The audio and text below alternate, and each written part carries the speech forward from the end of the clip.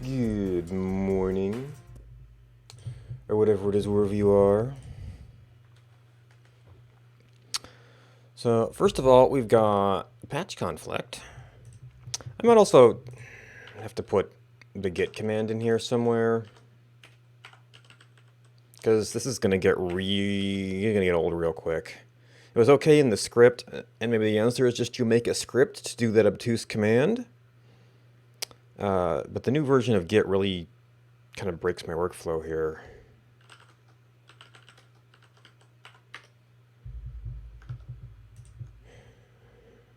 It rejects all remote tag updates. I can sort of see how you don't want to potentially lose something, but I'm mostly tracking the remote repository.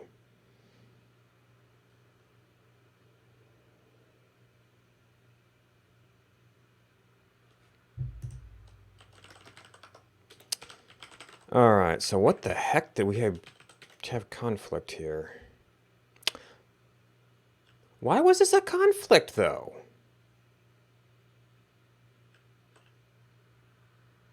Oh, he added a new function.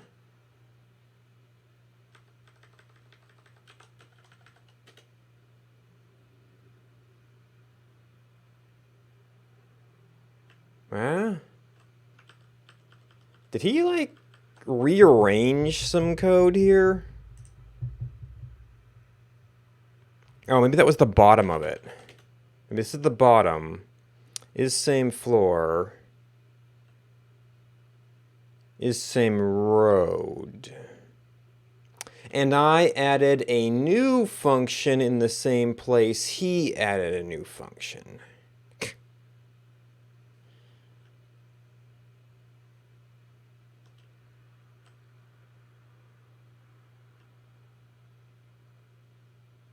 Wait, it only works on... Oh, it was is same floor type.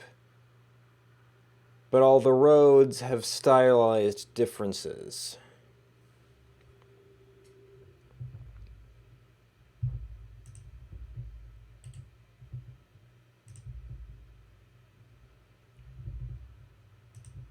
That's not to get for you.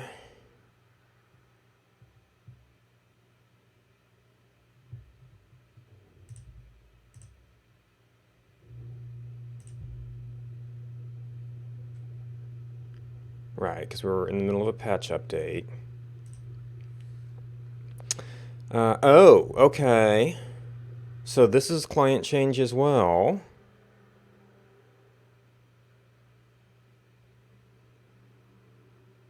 Same road class.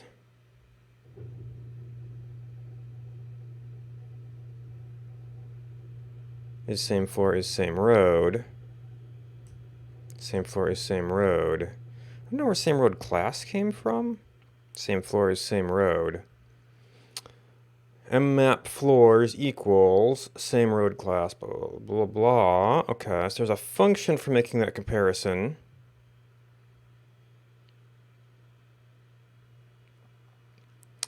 Setup road parent.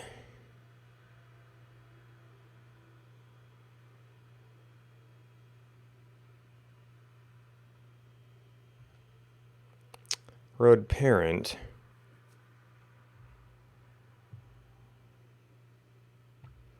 In its own road class.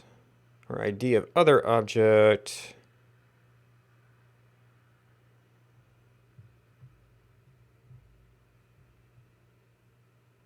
So I would guess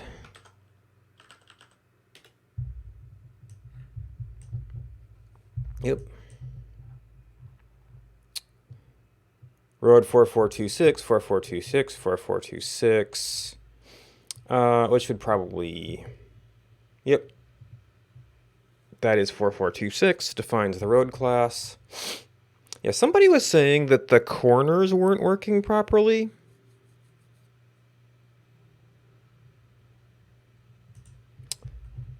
Which, I mean, nominally, there's still 4426.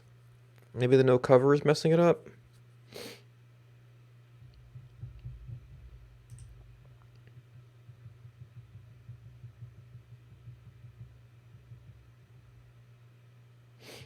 Check decay object.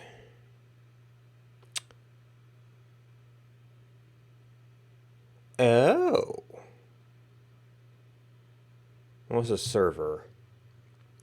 Maybe when it leaves behind a floor object.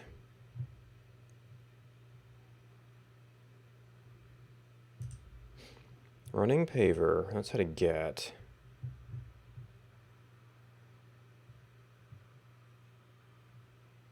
So it can transfer to empty ground this. I'm just curious that it has all these transitions.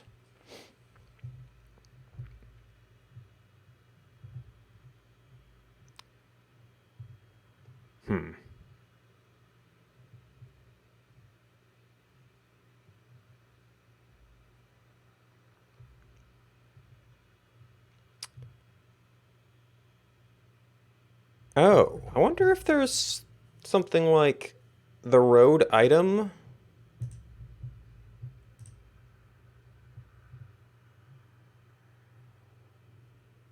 Was east, was south. No. I was wondering, does the road item automatically decay to the floor?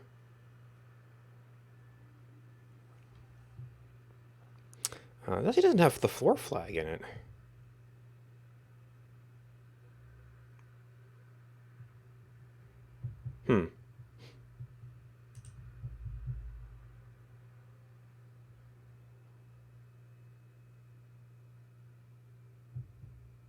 Does exist for new ID applied to floor.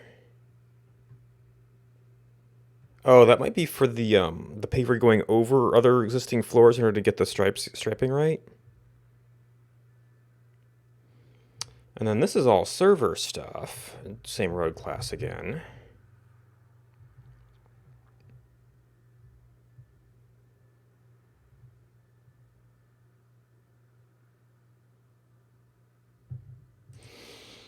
Okay, so what do we do here? He renamed a function.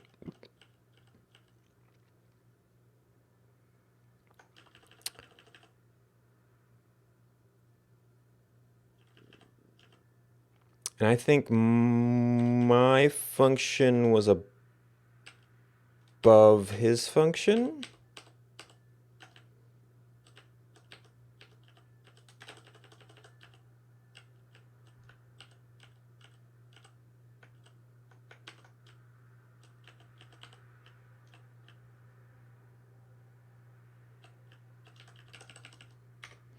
And we can look at the hopefully look at the patch to see if there's issues there.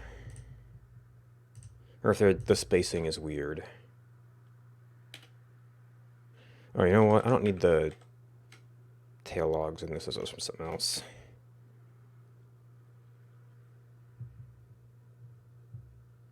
Oh! Game.cpp. What? In file included from. Right, so we also did that in the header file.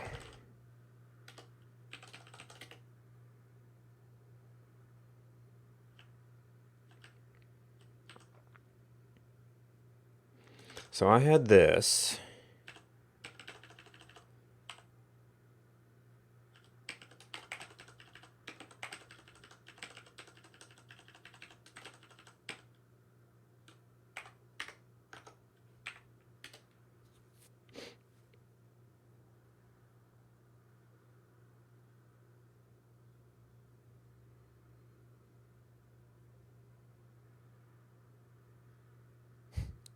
Header files bump a lot of things.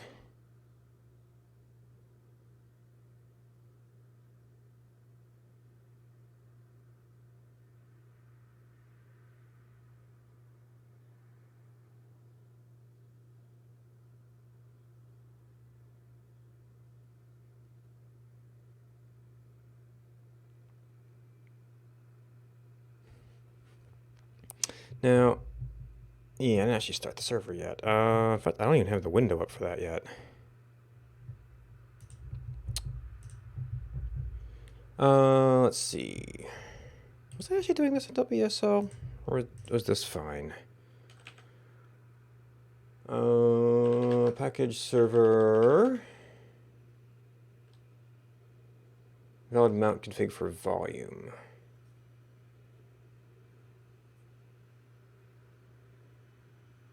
Mount path must be absolute. Okay, so maybe it was.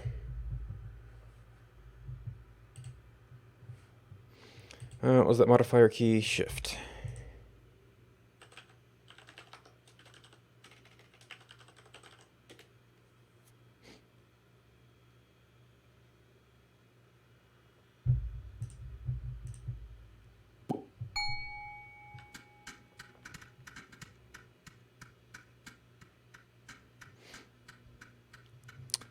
Whoa, holy flat rock jackpots. Alright, let's see, the things... Oh, I see... That my other server had a road set up already.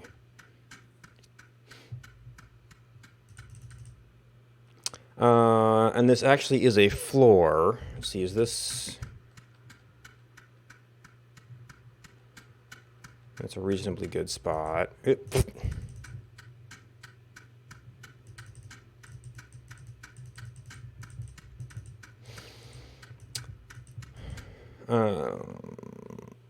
So I want to make sure old stuff works.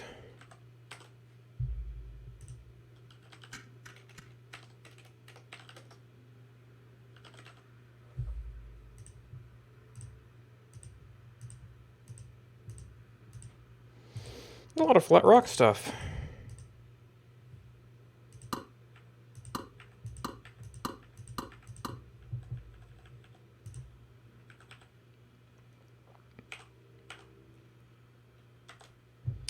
Let's see, the rest we can probably get pretty easy. Probably.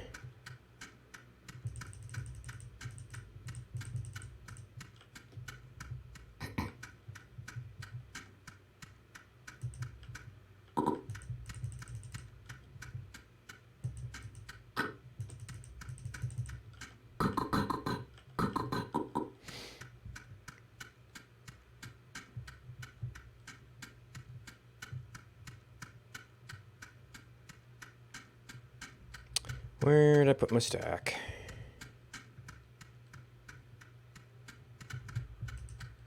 Not over there.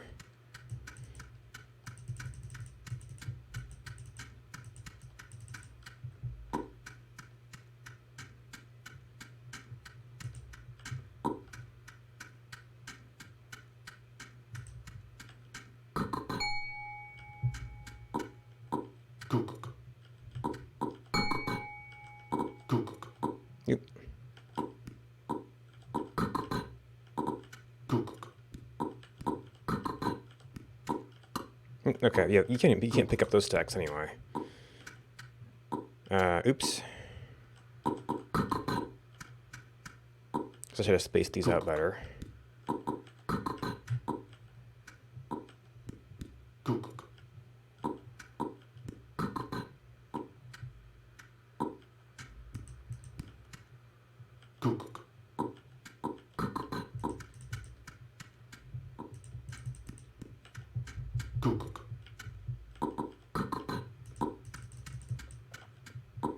Alright, we have enough to...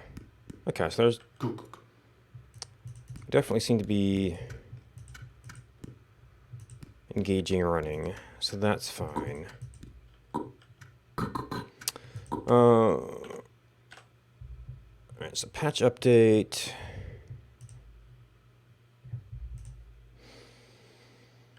So that should be... Is it top? Yeah, STG refresh. Is that right?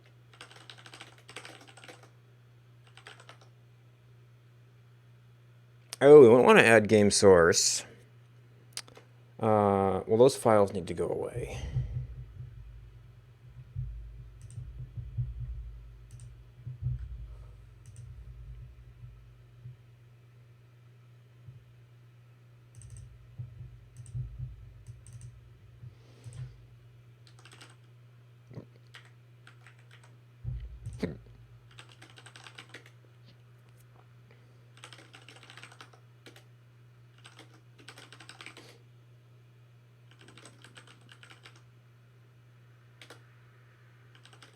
Alright, now, do we get any weird spacing? Oh, that's right, actually, there's actually a pager now.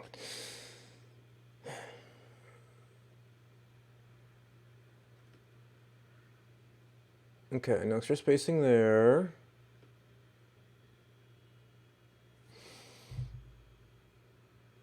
In the header file, that may have actually been left over from before.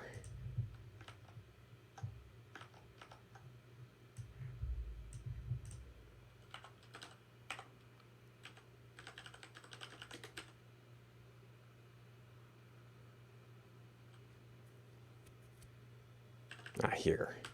So probably what happened was this.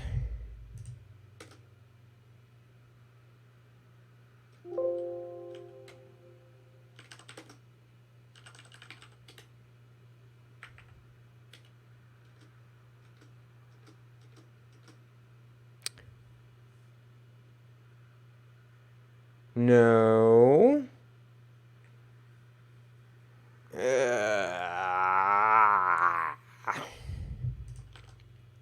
Okay. Load file.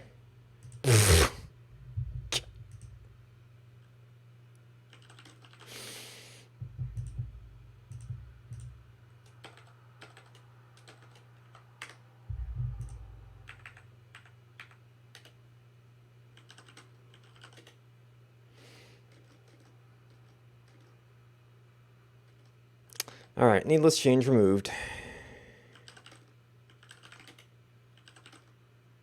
And that is actually our last production patch. So if nothing else, we want to do that.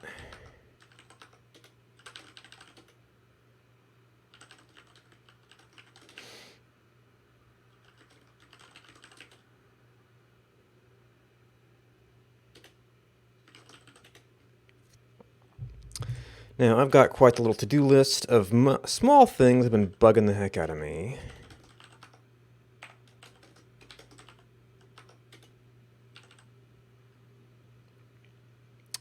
Alright, leader command, which I'm pretty sure is like something Jason changed at some point, and either I didn't go back and add it, or... oh, extra case of road parent. It's object bank. Loading the empty category. Biome tile glitch, not having living life change, is covered by floor.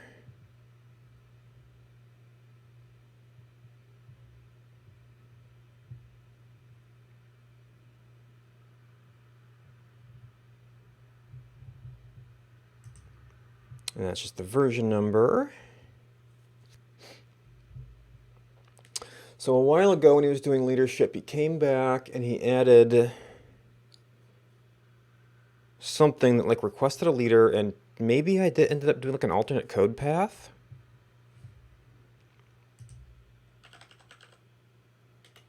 Okay, that's search within this, I guess.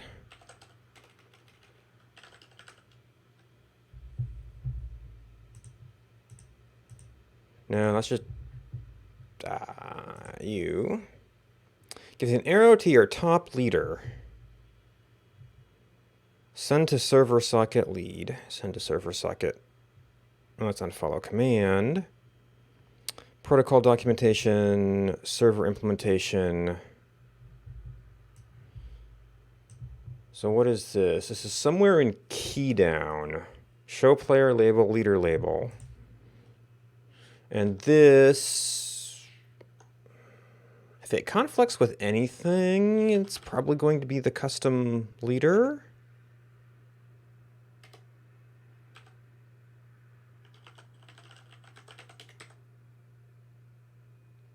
Is genetic family.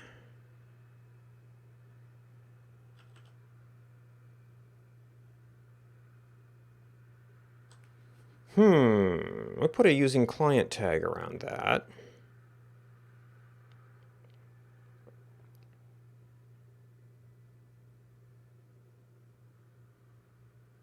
Which we really should be. Well, I've got a server here, so I know it's being sent.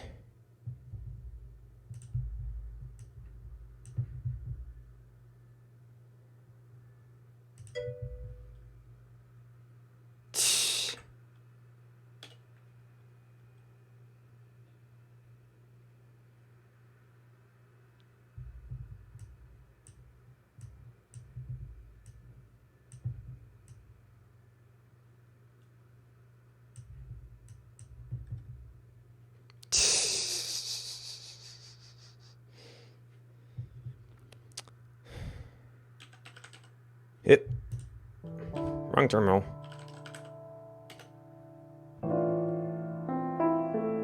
Okay, so I just got client message. All right, I guess I'm gonna need multiple people here, which means I'm gonna need auto login back off.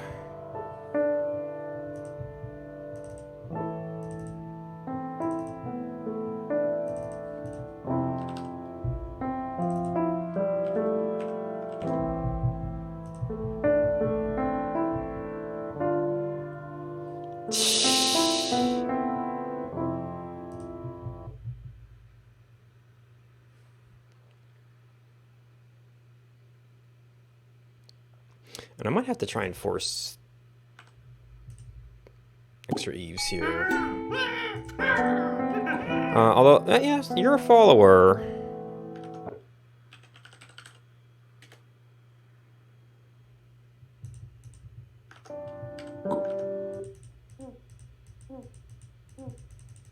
Okay, so you did get the arrow. It's not a... Maybe it's only if you're certain distance away.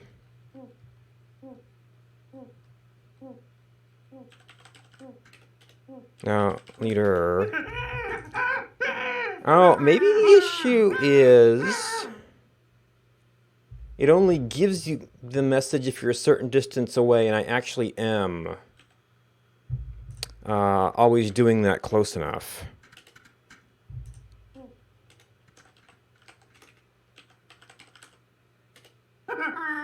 Yeah, lead 0, 0. Wait. Oh, he just always sends 0, 0. Is the server ignoring that?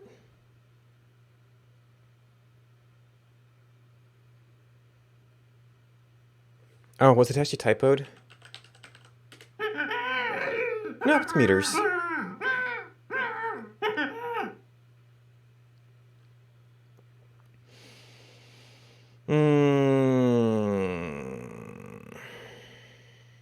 Okay, so it's working fine here. It might just be that there's a distance limit on it. So it's definitely sending a 0, 0.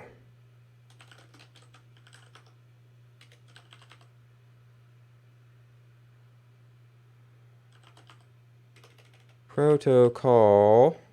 Wait, where are we? Server, please.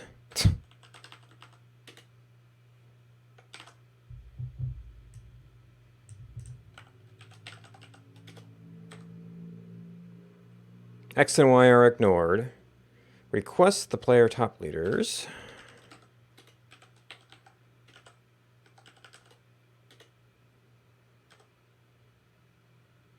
Actually, it's the lead command is lead.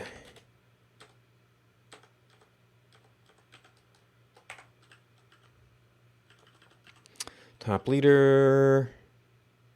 Have been exiled by leader. Get player pause. Yeah, I don't see a range check in here.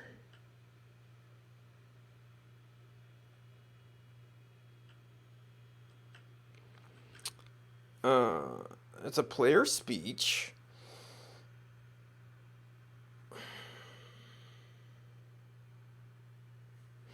Did my login? I mean, it wouldn't even log in if the login mode was off.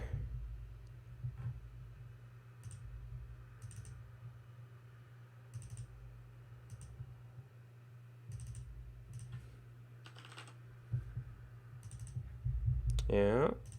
Wait, using client tag 0. How are we getting that on main server?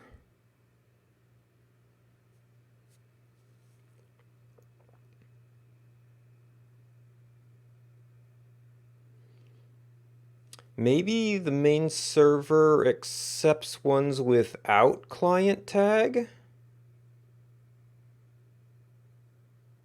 But then, like, the older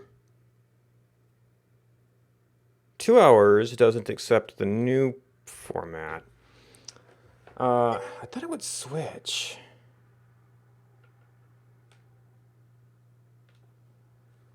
That is weird. Well, this should be the same server.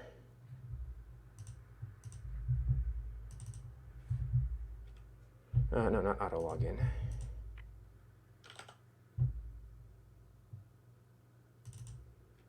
So if we set this to 0 to 0.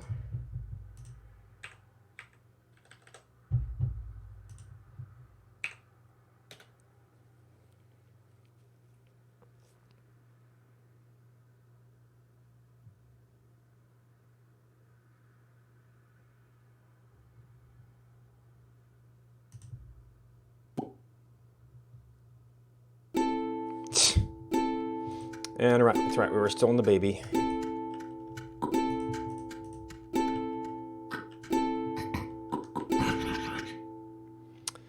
Which isn't necessarily going to be all that useful, but the interesting thing here is using client tag 0.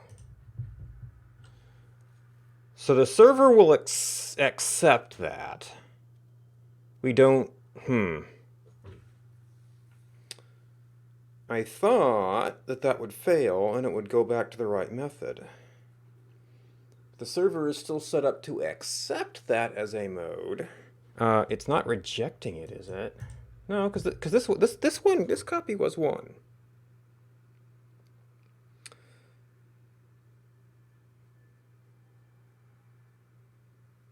And actually, I guess if there was any login issue, it might retry and then succeed on that and stick on it.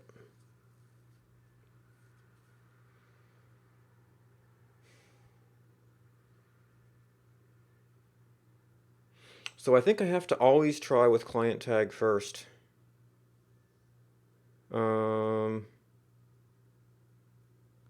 Actually, this server accepts both, so it's kind of hard to test that failover code.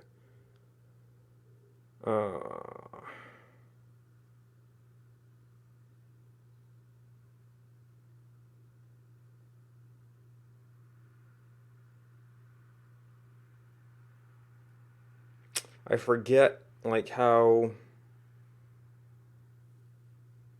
disruptive it is to do the switch.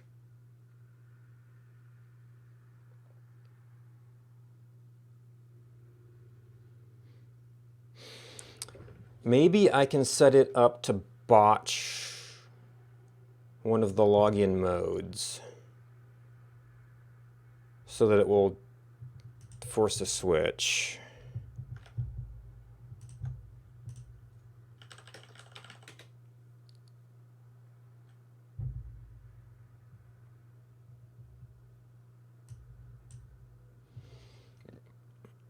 I think that's under show modded client.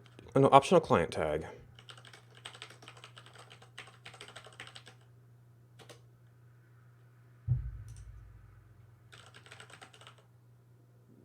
And it's server, so.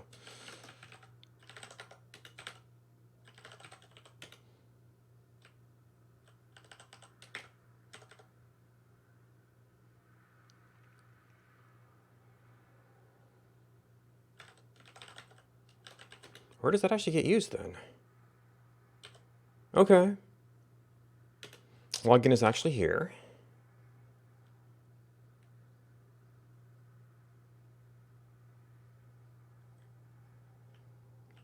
If using client tag.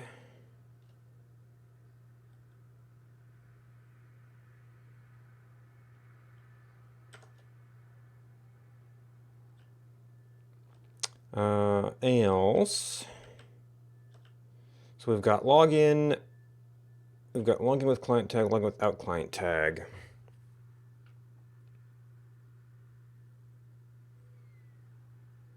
I guess what we do is we haven't got a login word.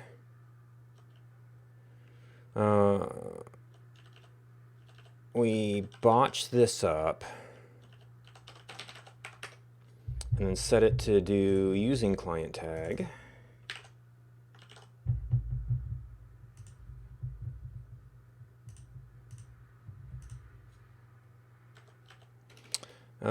You're gonna have some depth problems, aren't you?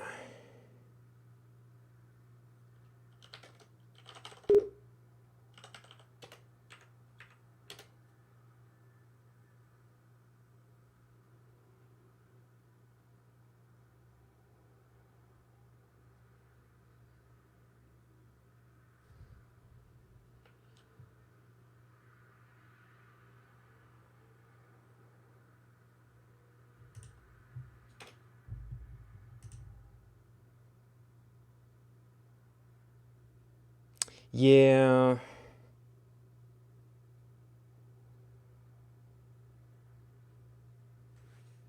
I thought it would auto retry.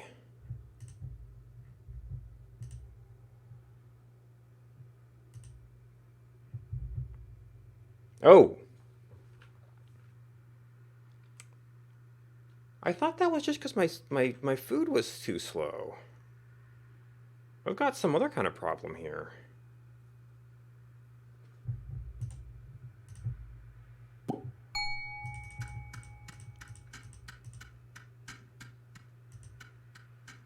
Of course, now I'm going and overwriting the messages I wanted.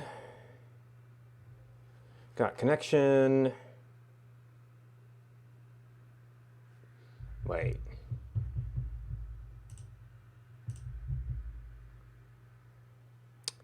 Oh. We ultimately want to leave that one alone. You buy. Confusing me. That is one. But that... Oh, because I put it in a position... No, that's login word. I guess it's scanning for that anywhere?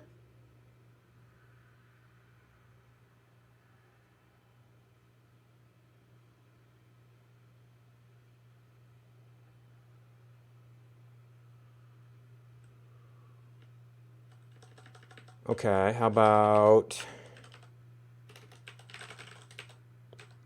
How about garbage is your login word?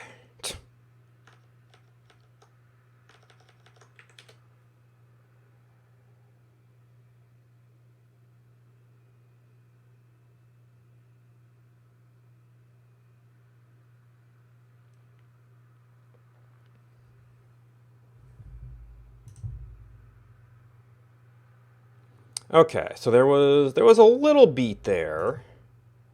Client's first message is not login, client rejected.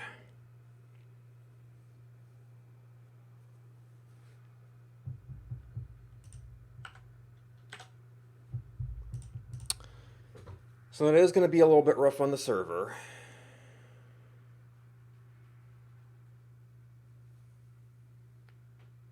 Just extra connections and bounces. But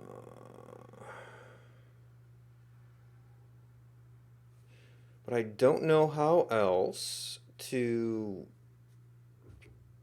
reset the login mode if it gets off.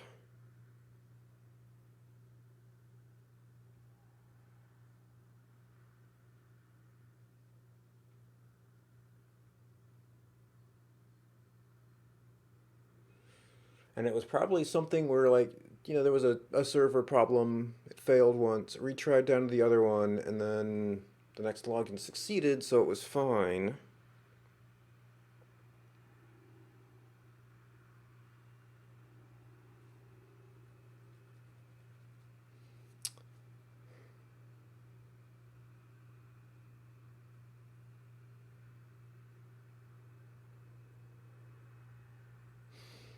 What do I do to reset you? I could make it a runtime only thing that didn't get remembered. That wouldn't be as great for 2 hours, one life, but if you're sitting and playing a session, or a bunch of sessions, that would make only the first one on any given run have to do the failover.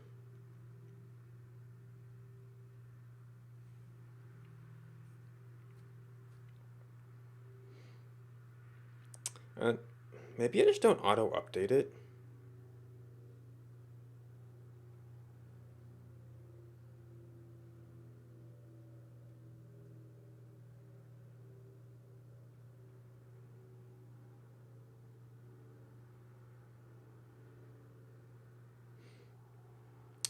Then if you know you're logging into like 2 hours, one life or something, you could change the setting.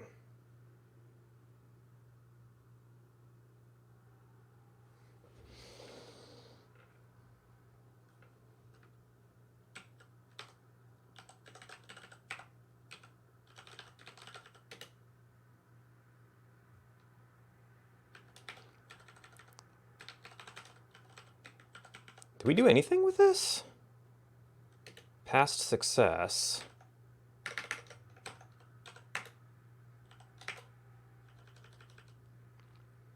Oh, this is just used to hide the fields. Do we ever... There's the clear account button. So login success is currently used.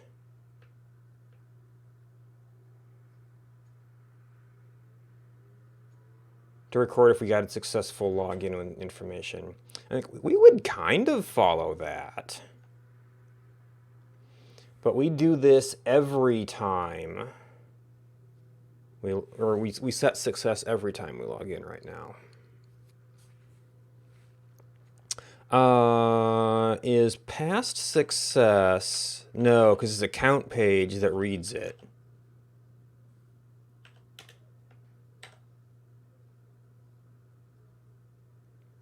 There's clear account. So we would actually have to do something like this. Oops.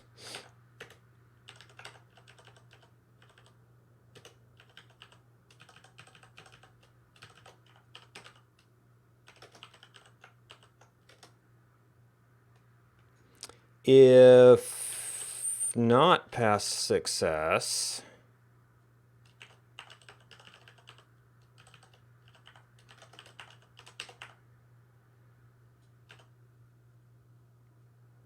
we record what we used, but only that first time.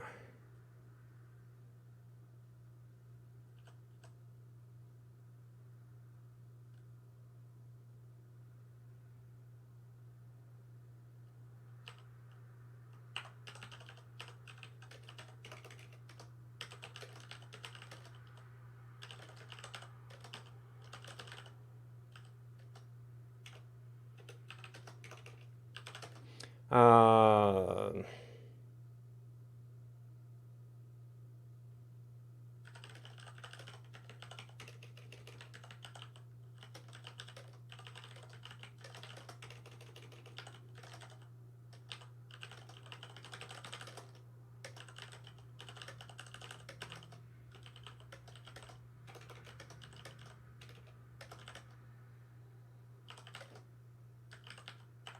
so that means I haven't been sending flip messages either.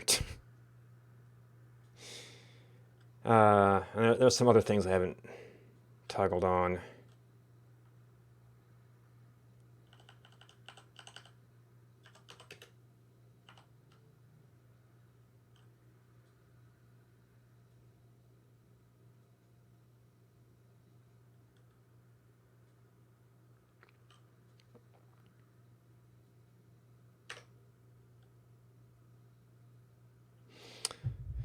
All right, so we should. All right, so you should be. This one should be one.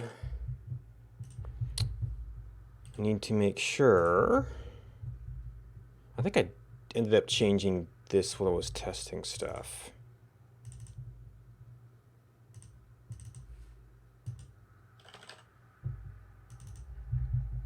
Okay, and then you're set for that.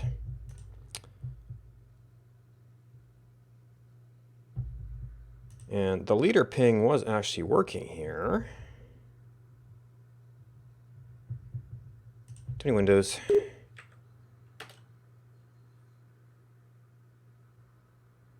Because we were still in our proper login mode.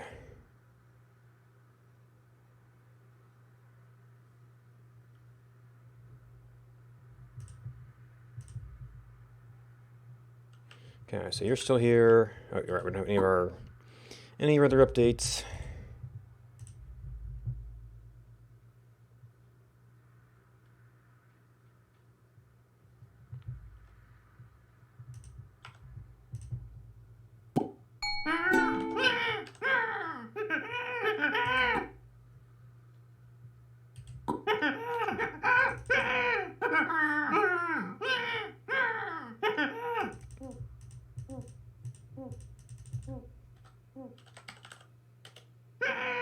Okay, and then that even got it. Got it right here. So it's not a distance thing.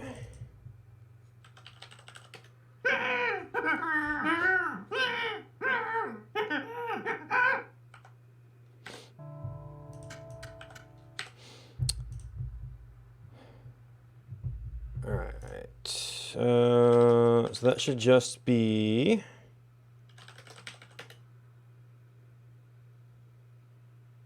Move up there. Oh, I was going back to my old formatting, not JSON formatting.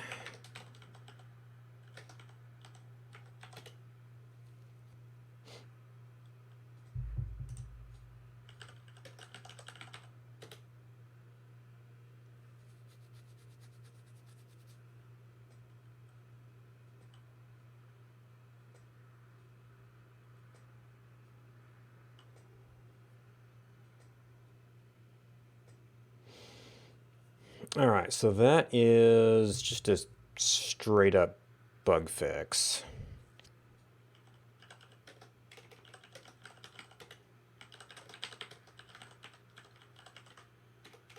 Well, it's kind of a bug fix, but it's going to be a behavior change. Might change a bunch of line numbers.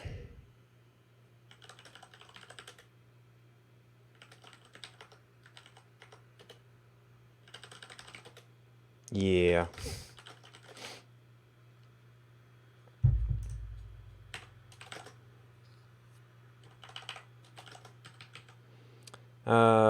We're in game source. I need to be in patches, master, change log. And this might affect the README too.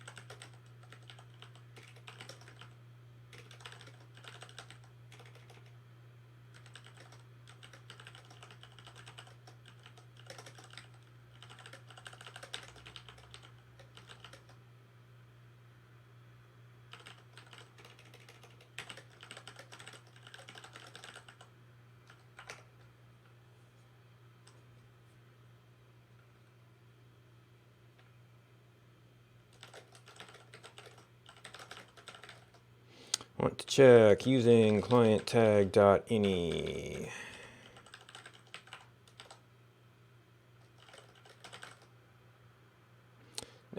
For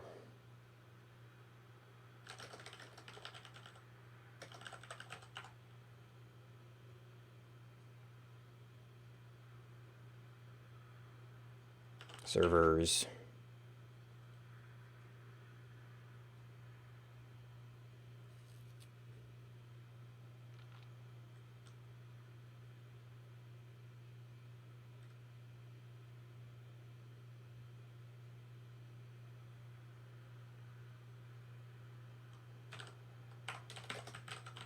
Patches master readme. It's gonna be pretty close. Settings on the first successful login.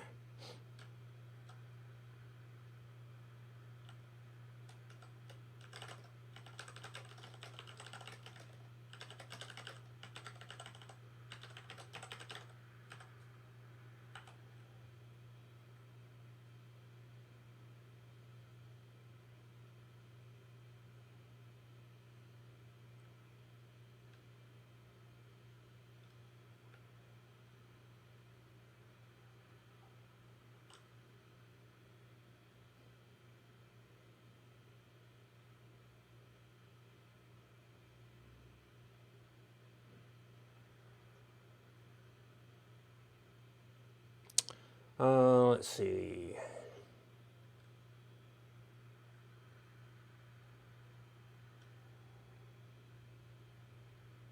I don't know if there's anything else to say.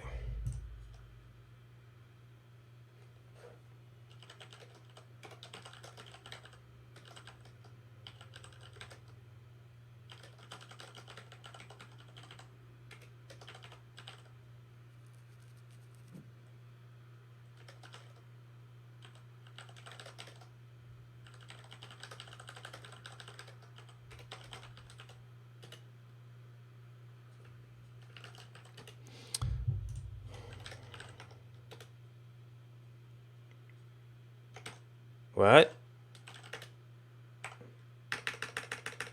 Great. Okay, it is M. Oh, wrong one.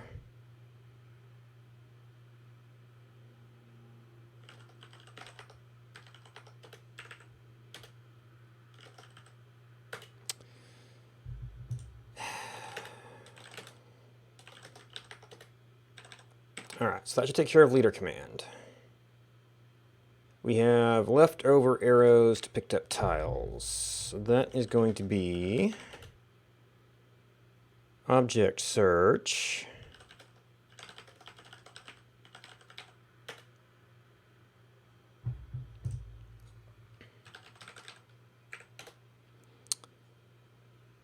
What do we got here?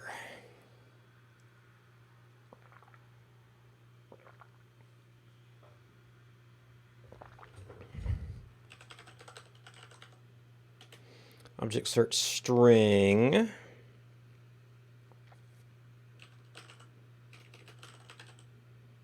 Find objects, find objects. That was something I used.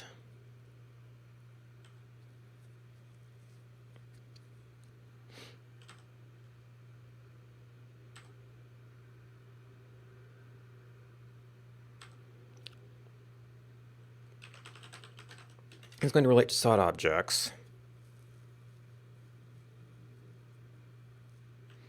Or it was like find in map? Yeah.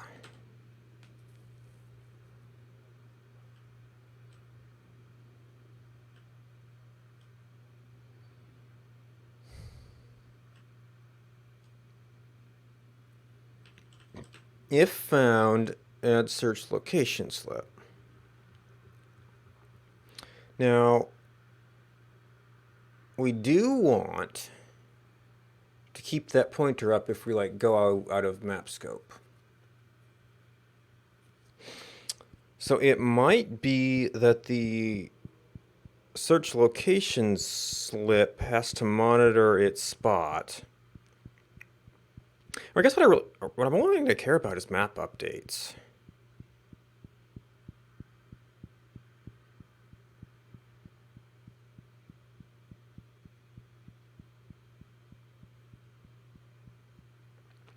Is there going to be a convenient spot to hook into that? This is particularly for the individual map updates rather than entire map chunk updates. What does that message look like? That's player update, map change.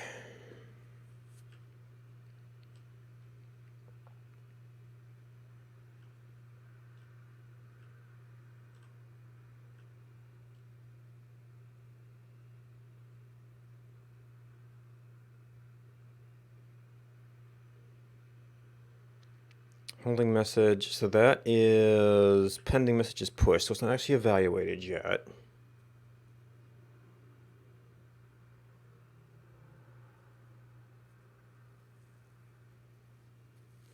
There's container changes. Now, if we just cleared the pointer,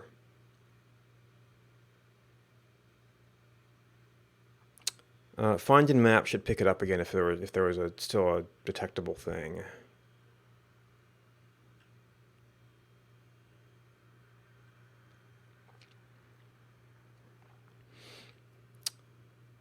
Can't remember that change. Playing sounds.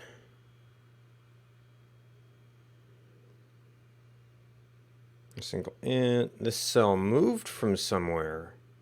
Oh. So maybe we get a speed when there was a move?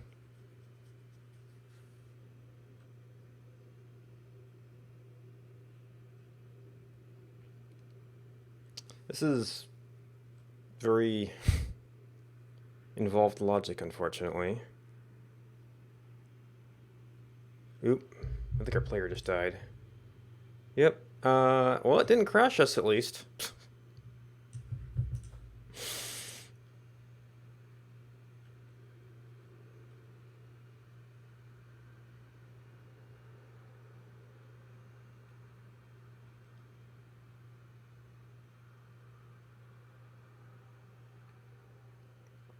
I wonder if it's like multiple people and we don't have a score to check for picking the leader?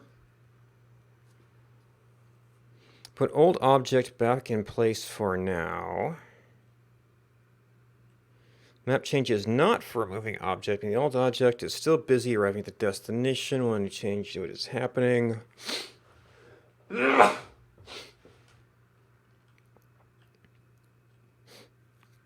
Okay, and that's just commented out. Next trans decay, floor changed. Like, is there anything that just always happens here?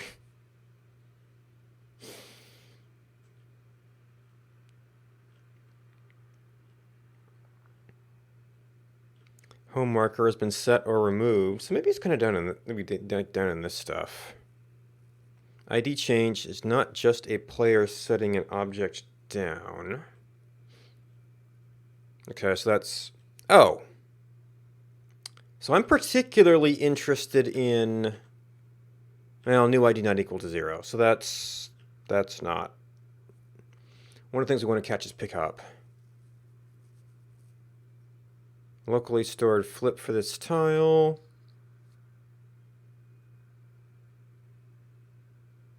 So we've put it into the map and we're done the... But this is the new thing is not 0. Maybe there's a particular spot for... I mean, pickups are the main thing, but maybe we need to be concerned with other stuff. Okay. So that's all of that code, which gets very, very wide.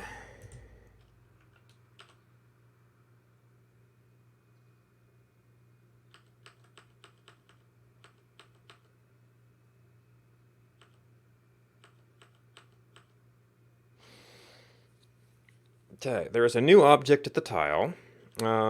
It is not blank. New ID not equal to 0. Home marker has been set or removed. Responsible player. It was a player caused action. I don't know if it actually seemed to update okay for like bears and things. But maybe it's just that I was always getting the closer. It was always a closer one, so that would update it. If either is not 0, player triggered change. Well, I don't just want player triggered change, but this might be around the place to check for it.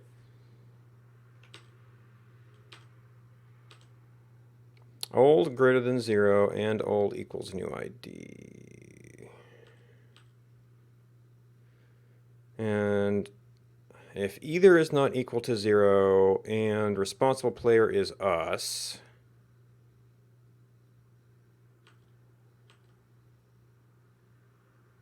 floor change. All right, from the top. Okay, it can be multiple updates.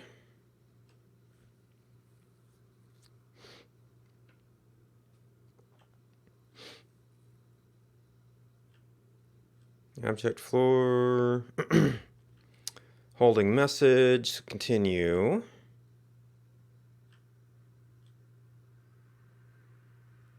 Look for contained change.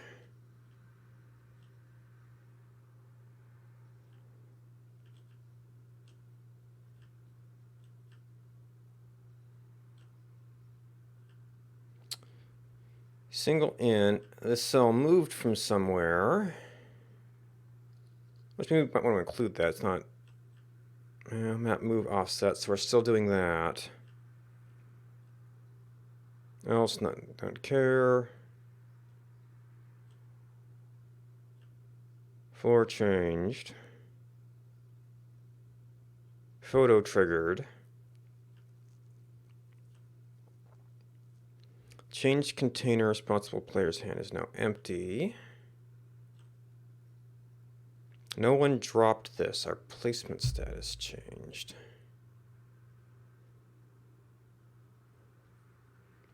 Yeah, so it's going to be kind of around here, checking for consequences of an update.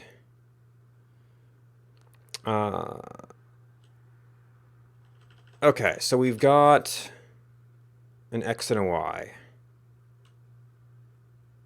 So this actually is going to be kind of close to what we'd be looking at. What do we...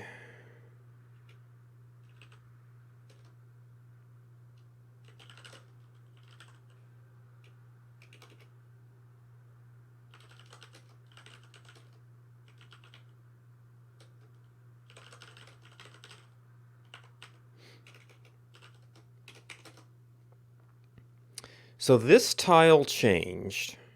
We can't search for a blank. So really we would only care about clearing it if old was not equal to 0. Then we need to check if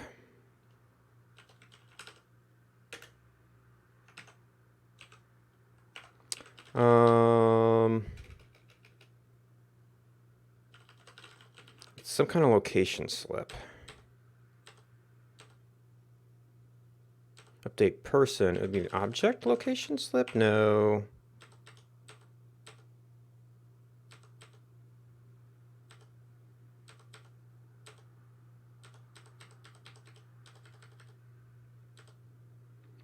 Remove location slip, set location slip expiration. Oh, it's probably a temp location slip.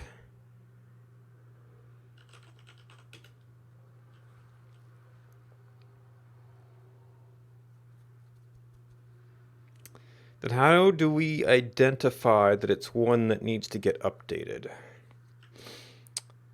Are we just looking for a temporary slip? Because there's a definite color for object.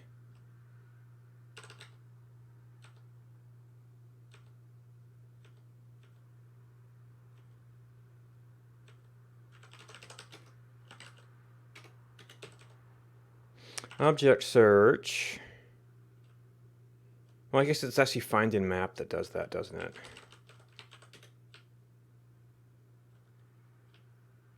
If we find it, it's a search location slip.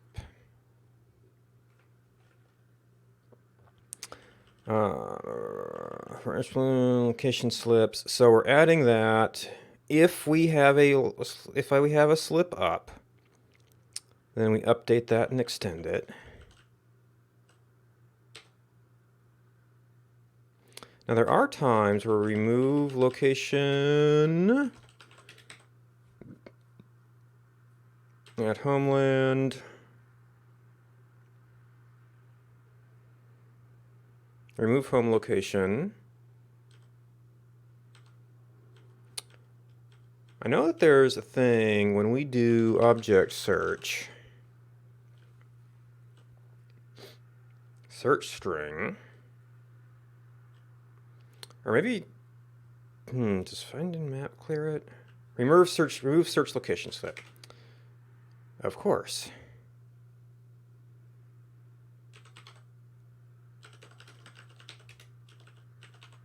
Yep.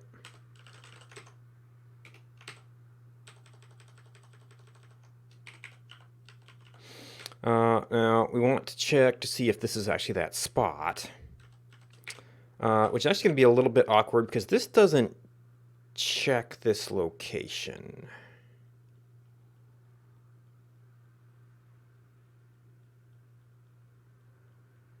So I may actually have to kind of replicate this.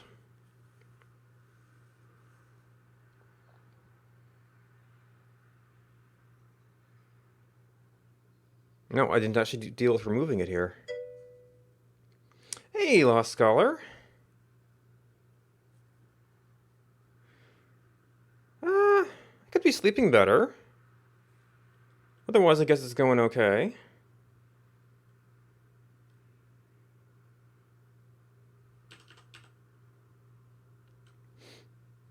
How are you doing?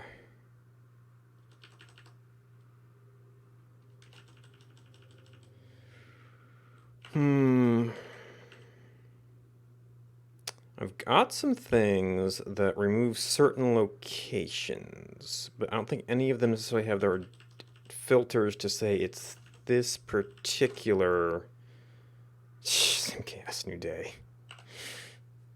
Okay. What are you playing these days?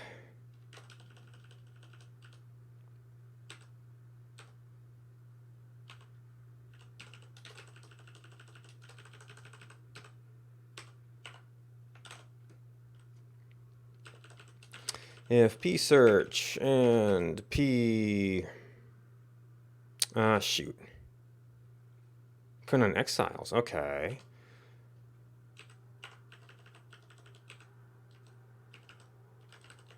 Search. Its pause is the X and the Y.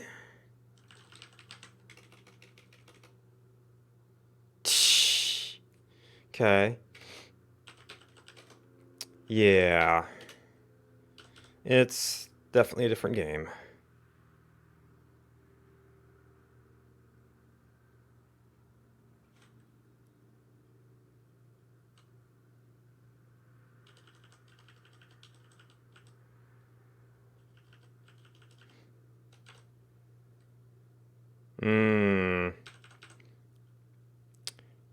Yeah, there was just some talk about the whole baby on fire thing.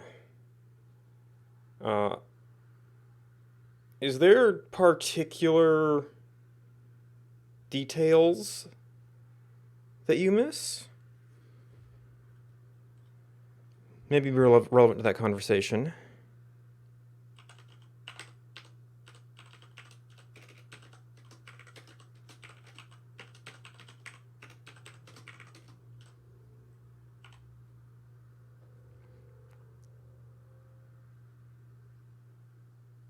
I could do I would know if this is a sought object. I don't know if I'd record. But okay, the hybrid temperatures. Yeah, I don't know that that's. I don't know if that's coming back. I mean, Jason pretty much considered it a bug.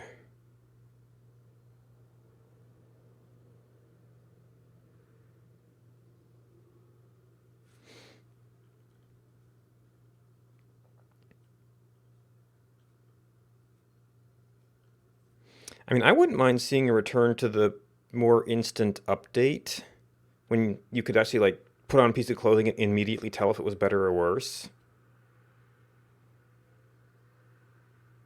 Yeah, it went into your selection criteria. I guess there's a sort of weird thing about that where finding the right number of, desert tiles or whatever equates to just finding a spot with a, nice temperate temperature. But the way you had to stand in certain places got a little weird.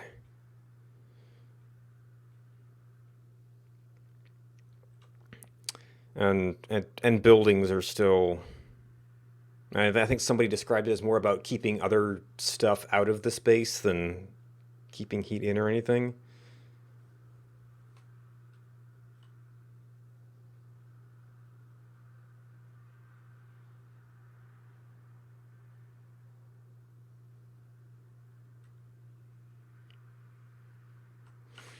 Pity we couldn't reuse this. That was a thing to remove a slip at a certain location, but it wouldn't be limited to the search slip.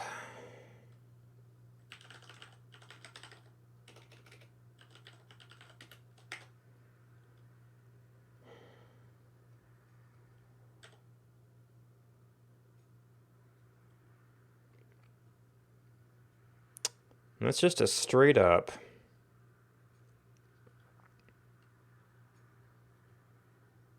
Well, that's a straight up delete too, so it wouldn't necessarily have the fade out effect.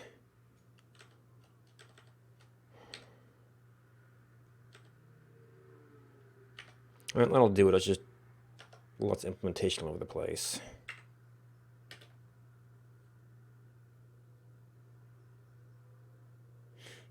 Yeah, that's the other thing I don't like about, or I'd like to maybe just get rid of the averaging in general because now you've got this like hack on top of it.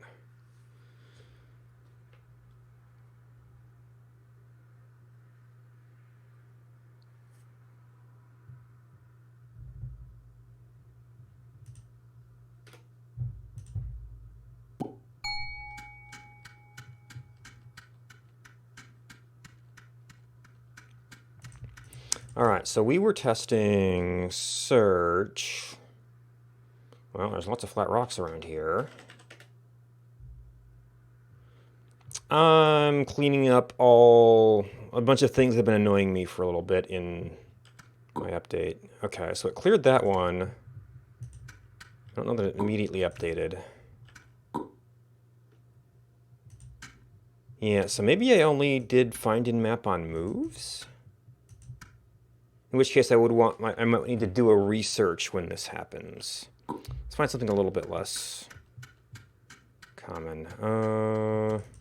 Well, I mean, man, milkweed sits around. I haven't really filled up this map yet.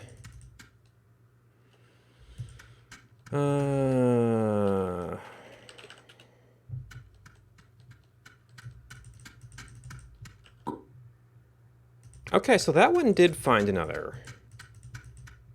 Oh, sharpstone, but okay, that worked.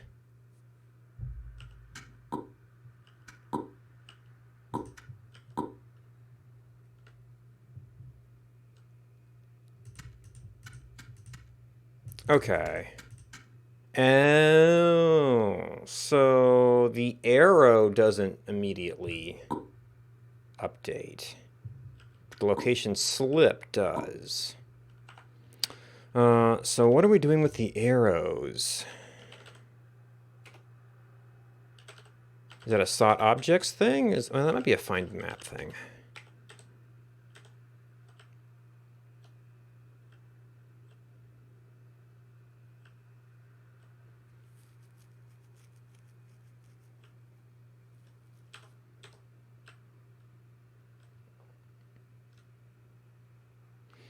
Yeah, so I did the object search, but you'll sometimes get a leftover pointer to a spot where you've removed the object, which is a little bit distracting. This might actually... I forget what that arrow is. Hint arrow sprite. Not taking photo, so location slips. The closest hint target object. So if we move away, we've obviously got... Or when I pick something up, I got another pointer down.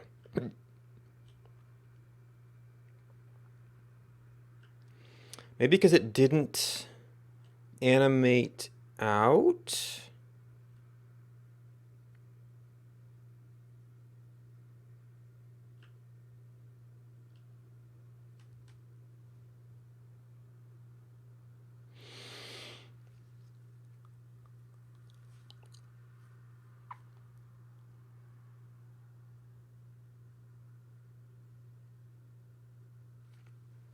So this is drawing it based on, okay, location slip pointer bounce. So maybe we've got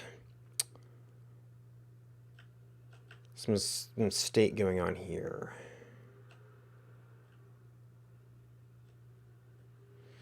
Location slips.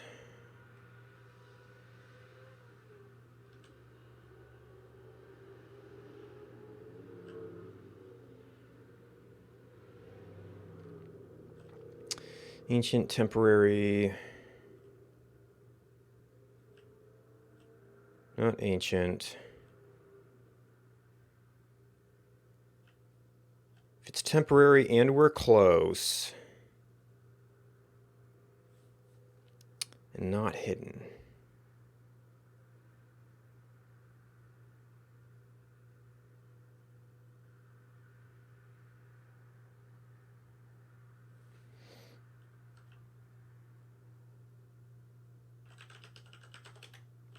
Expired or home and home slip. No, that shouldn't be it.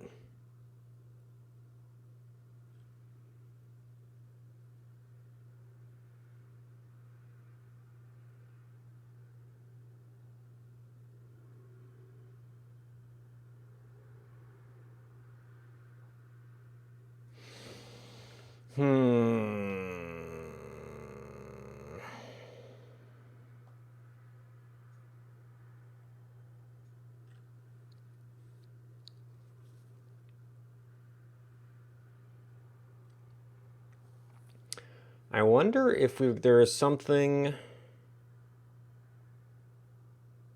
where it's like we set the time to 0, and then we update that, and it comes back and updates that, refreshes it, so it still thinks that there's some state carried over.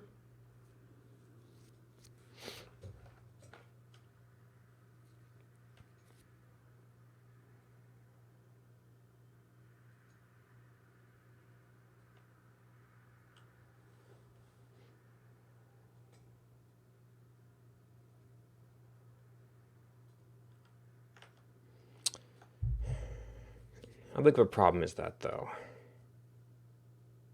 We mainly want things we picked up to disappear. Stuff on screen isn't going to be as big a deal.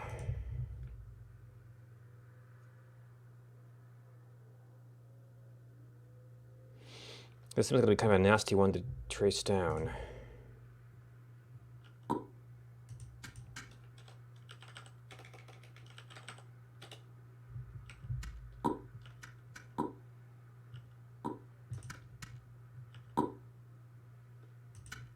Okay, as soon as I move.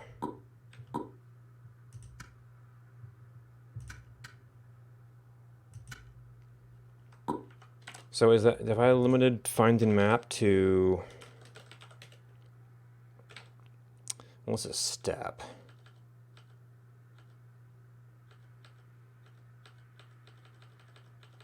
Okay, so that's a map up. Actually, I think, and find and map. Well, this might already be happening after the incremental updates. That it wasn't removing things that were... Yeah, so this is already happening after map change, so it should do another search. Oh, and we're only setting the expire time. So it is going to view itself as an already fully visible pointer. We just set the timer, reset the timer to say it should expire. That's going to reset the timer and move the location. Man, what piece of state is that going to be?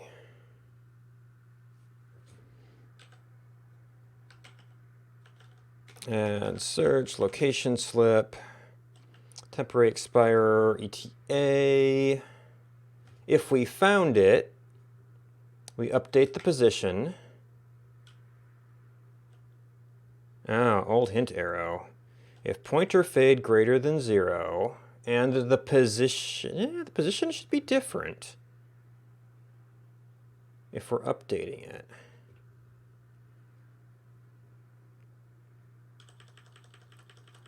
Old hint arrow. Old hint arrow.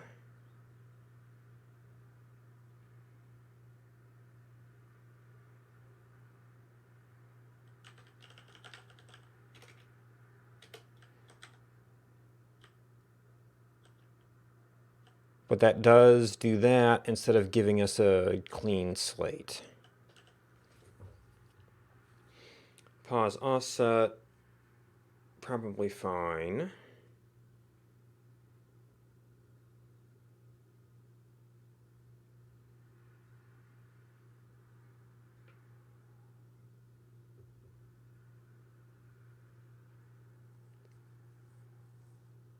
So we clear that one out.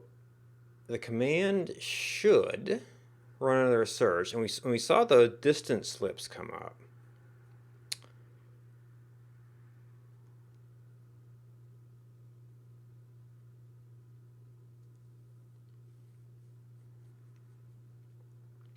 P pause offset, T target, P hide offset. Does that need to get reset if we update location slip?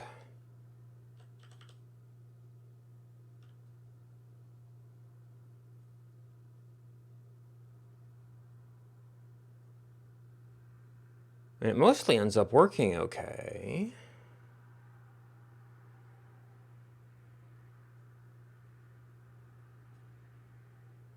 For other stuff, I mean, when you run around, it works okay. Old hint arrow. Target pause, pointer bounce, pointer fade. Now we're generating a new target pause, but we had... And search slip, we had, what was that? Target offset, hide offset equals blah, blah, blah, blah, blah. Well, it's for the slip itself, not for the arrow.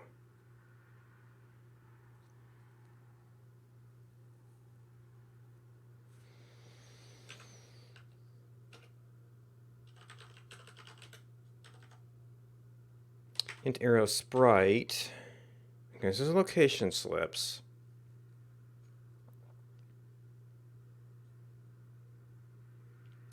So we have to have pointer fade.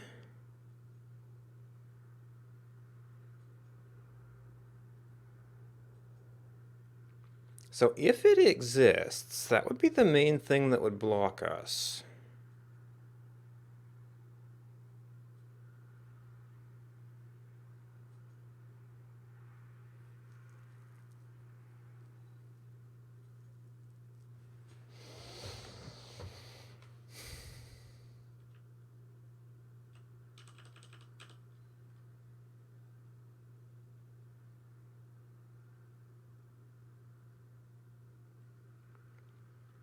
And then setting pointer fade is probably determined on the type of slip.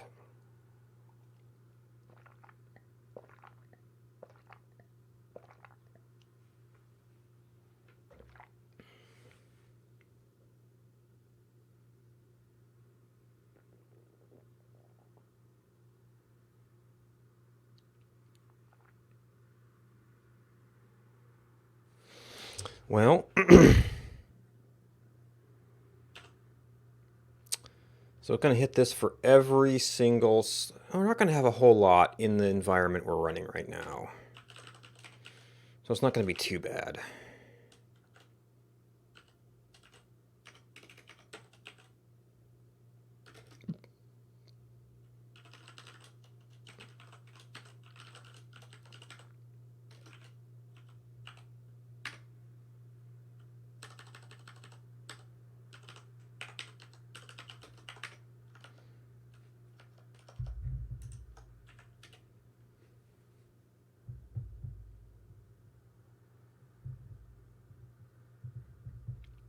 Now, this is probably, let's see, this is Games One Life.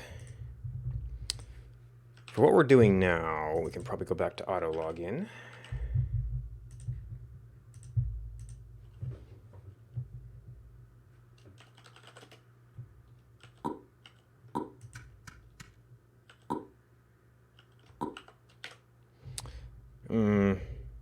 Determining when this stuff happened might be a little bit tricky.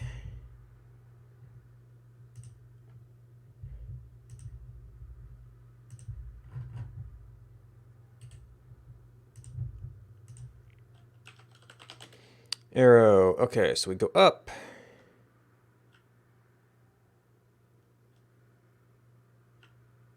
We have a hard reset to 0.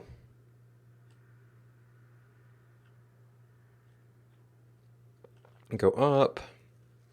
I probably need to do a more focused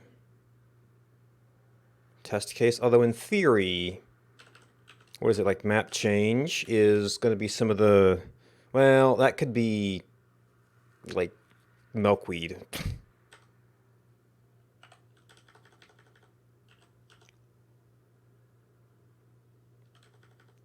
Really? I picked up multiple things.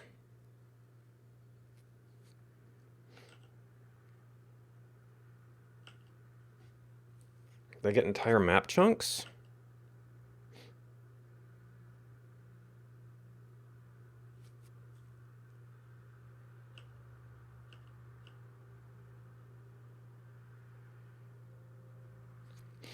Okay, we got a flip.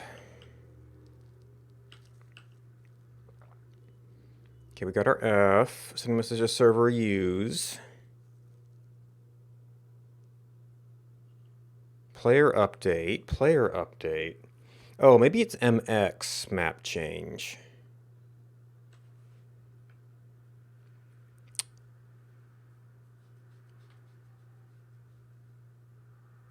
That would make sense.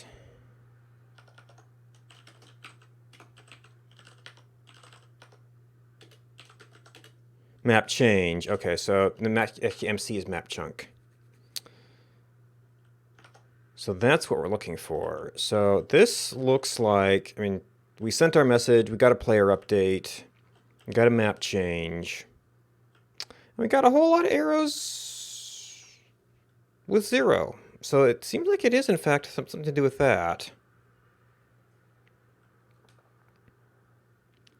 It's not doing its state update.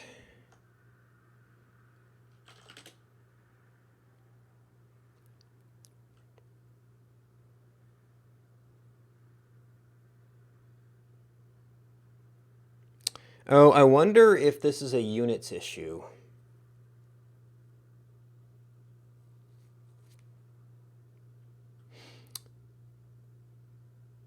Well, no, I'm clearing it. We're doing a find in map.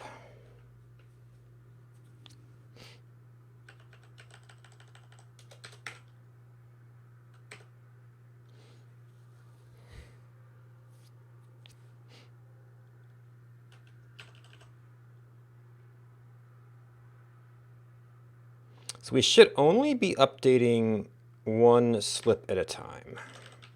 All right, I'm going to assume there's no apocalypse in progress.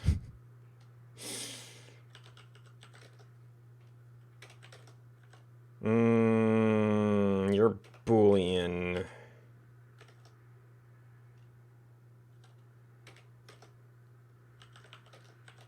You're effectively Boolean.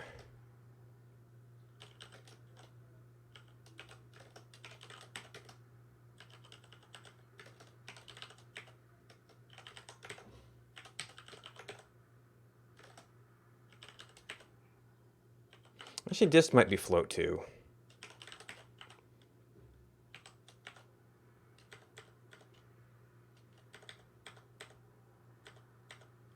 Nope, it's a double. Okay.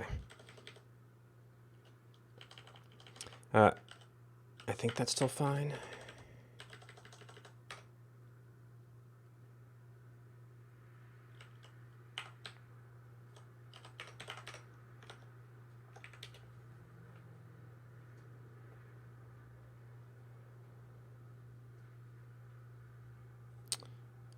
Well, it only does pointer fade if it's less than 1. It's already at 1. I don't, does it do anything else? No, it just changes the pointer fade.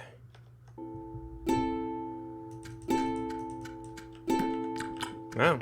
We've had this one around for a little bit here. Okay.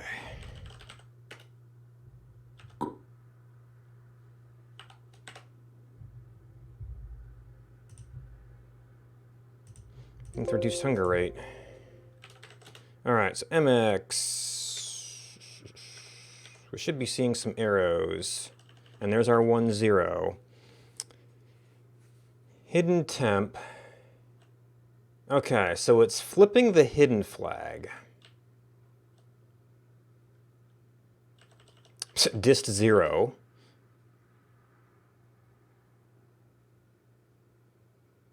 Why is it flipping the hidden flag?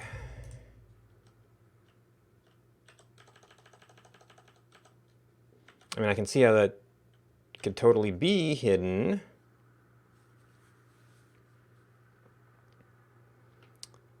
That would be expired.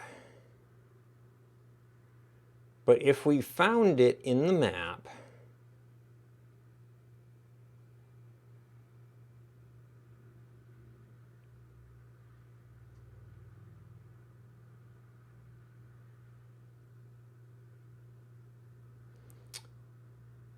because when it's off screen, we see the pointer slip. So the pointer slip shouldn't be expired.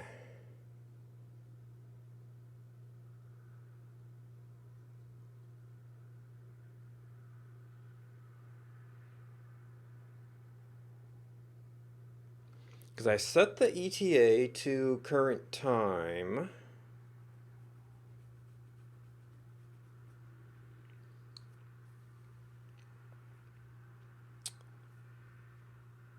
And then at the end of the map change, we should do a find in map, which maybe that means I should move down my check there too.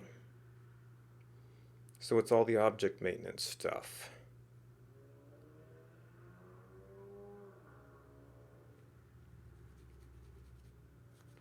Oh, and am I getting this backwards? Yeah, it was hidden 0. Now it's hidden 1.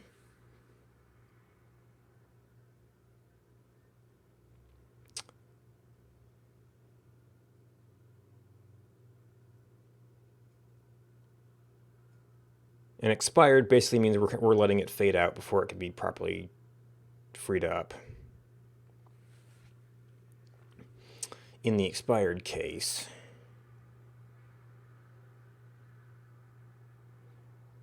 That means we're treating it as expired, but it's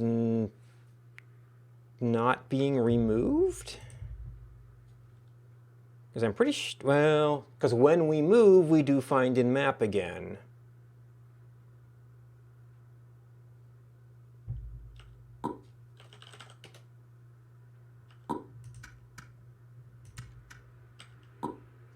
I believe, because we get map updates.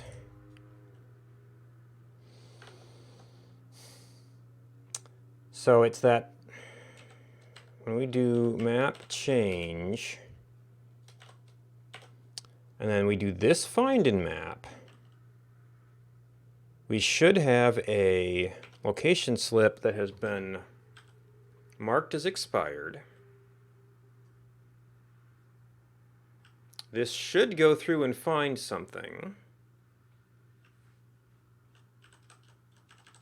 If it's found at a certain location,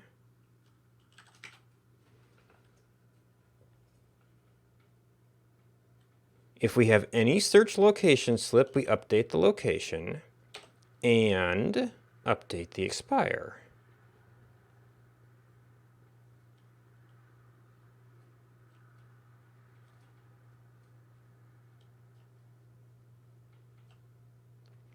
That seemingly suggests that it is not updating.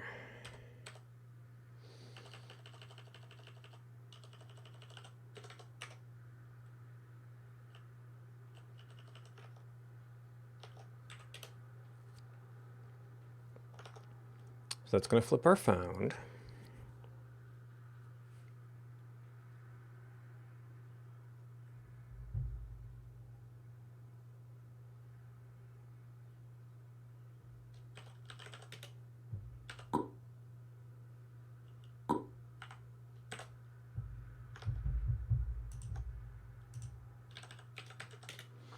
All right, so we picked that up. It must be like location 0?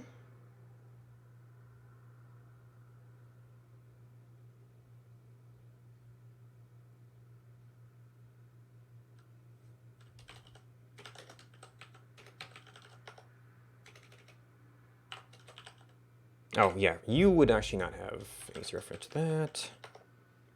All right, man, it could. MX. New floor ID. New ID. Player ID. Okay, so that one's actually something else. This should have a responsible player. Oh, is it negative player ID? Well, yeah, so here's our pickup. Okay. Floor item. I guess it's a negative player ID.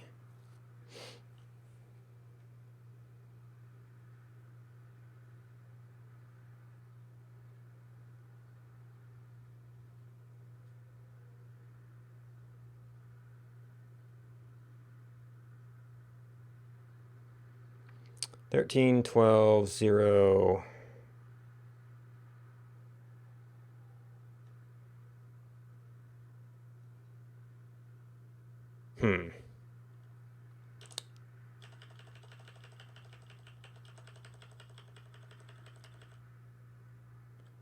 Is this after or before we play it? Because that seems like it's running find and map. Maybe there's a short circuit.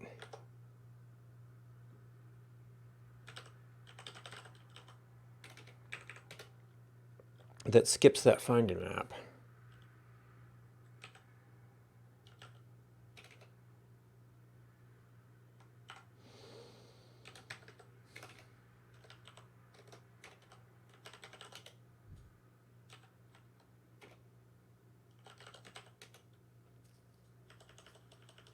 I left a return in here because I copied this from a little utility function that wanted to stop as soon as it... So this would be a break because we're just trying to exit this loop.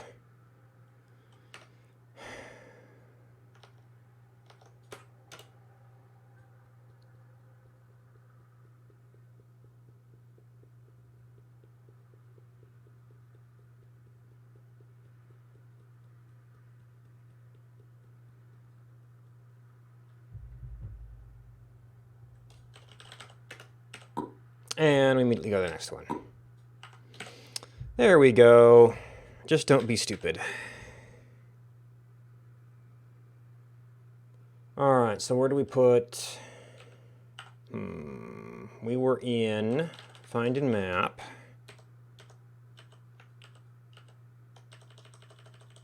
We added that one. We did hint arrow sprite. We added that.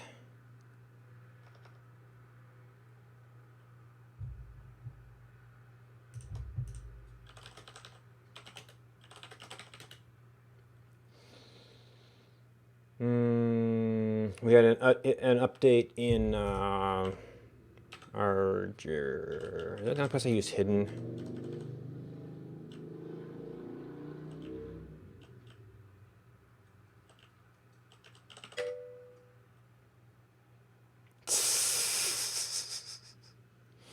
Thank you. Finding your own stupid mistakes is a useful skill, I guess.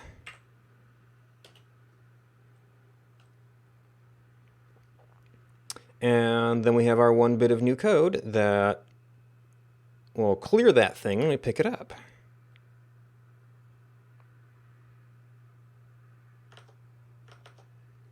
And it's the only question I had then.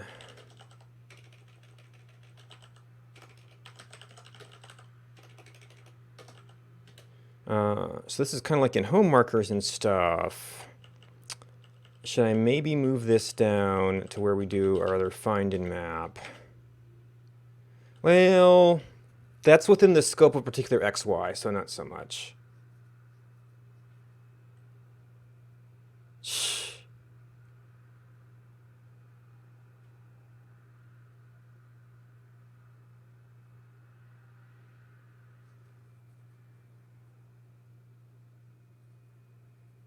This sounds like it might be a tangent.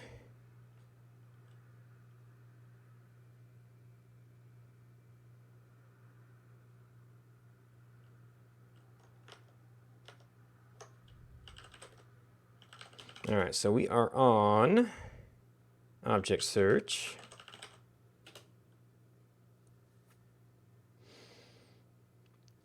All right, so that should be a bug fix. I mean, probably still want to run with that, but it should be relatively safe. Should be.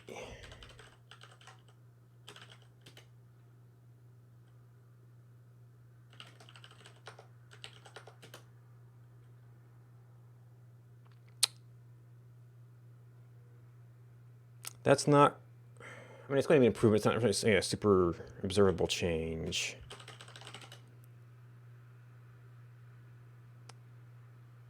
Okay, I didn't actually export.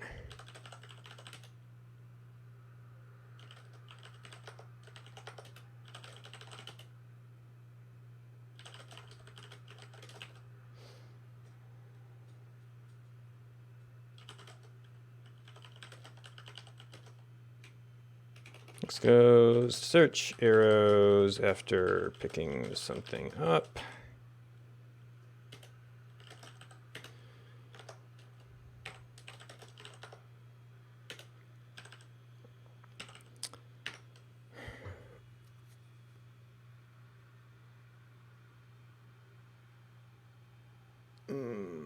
Naming change. Okay, so that was an old bug. We fixed that. There's some other related things. Use with index. Yeah, well, we kind of touched on some of that earlier.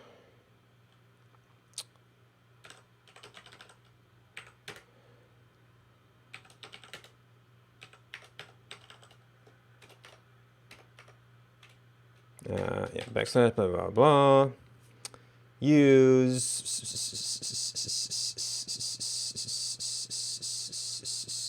That was the change. Okay.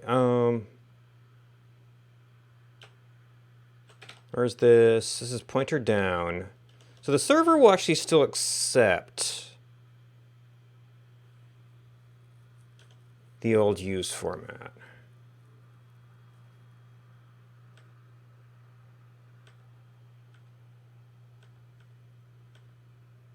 This is all action, so it's going to be an abstracted thing. Only if allowed by container. Well, there's the feature. Use extra iparam. If strcomp action use and dest IT greater than 0 and use extra iparam. Dest ID use extra iparam.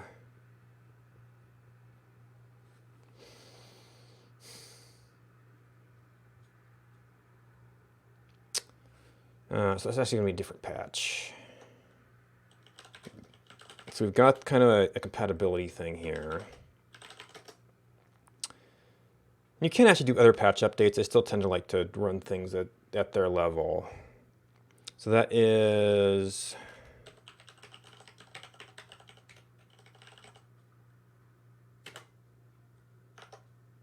It's going to move everything else around, though.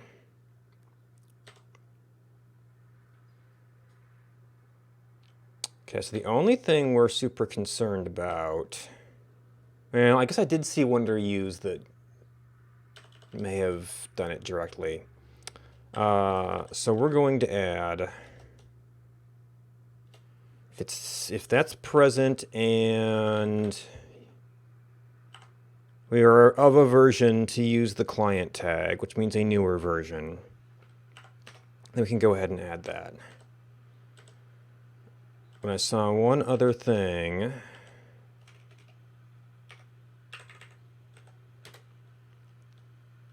Okay, so that's XY.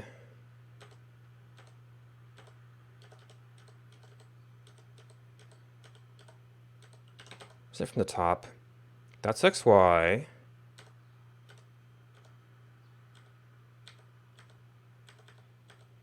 Oh, that was also in the newer code. So maybe that was something in my code.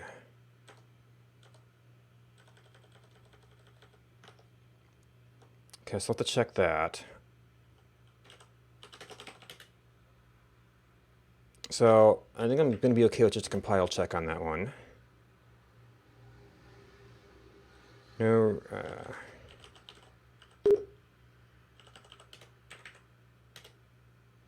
I had to borrow a file from the servers for the naming feature.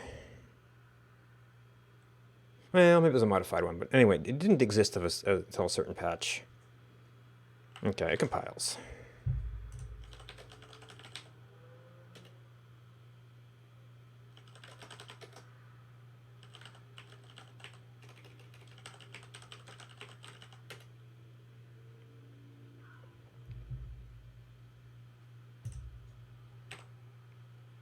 All right, now didn't I see suggest ID? Yeah, so this is use at. So I did make some adjustment for that apparently.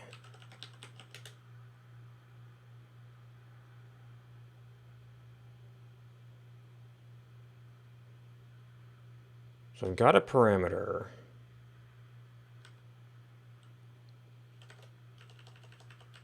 Is this fully realized?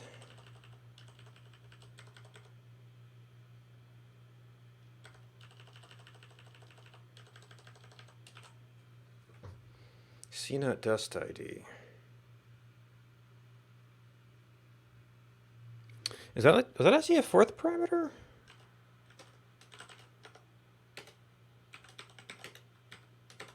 Oh, IDI. So that's like extra. Okay, so I am not accounting for that because those are tile-based messages. Okay. So that should be fine. I've just been using the default to standard interaction mode to deal with the item targeting, which I think is fine. And that should be a pretty safe-ish one again.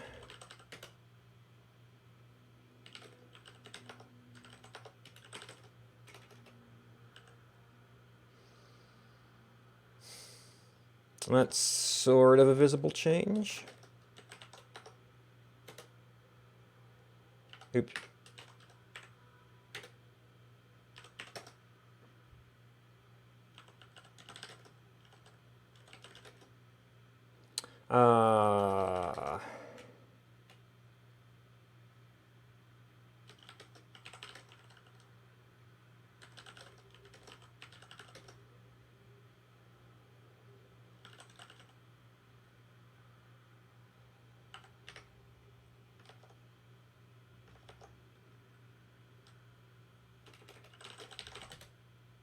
And bumped all the line numbers. See, bumped more line numbers than I thought. Well, it added a line to the patch. I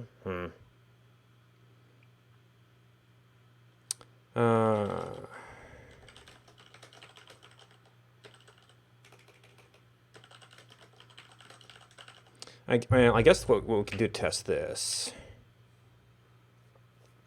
is make sure we can still use slots in this client, and then hopefully things will be good there. Or I could flip, since we can log in at the old client or the old login format, I could actually test the flag is doing what it should be doing. You're almost dead though.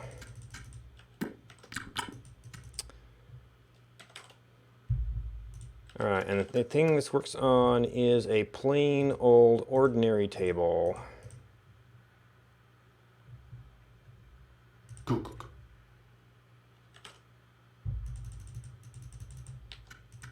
Let's see, what can I... let's see, ew. Okay, I guess I kept my position there.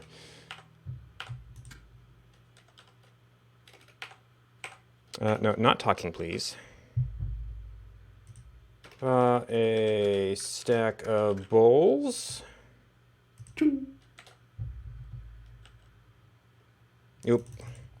I never did look into that VOG mode thing, because VOG mode is kind of a weird case. But it does not like having that be the first action. Alright, so I should be able to... Okay, so that still works. And settings. Using client tag. Oops. Had another window with that one open.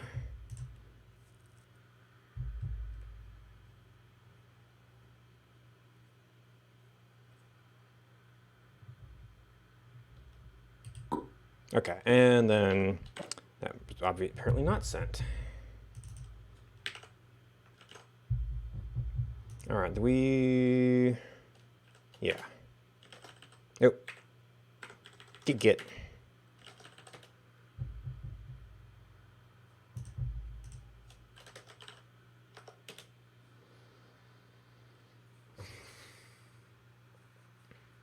Okay, we've got maybe an hour-ish before I'd like to go have lunch.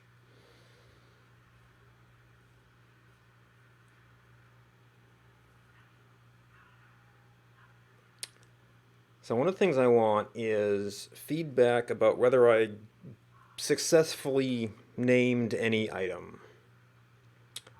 When there's an arrow up, I could put something on the arrow to say what we were searching for.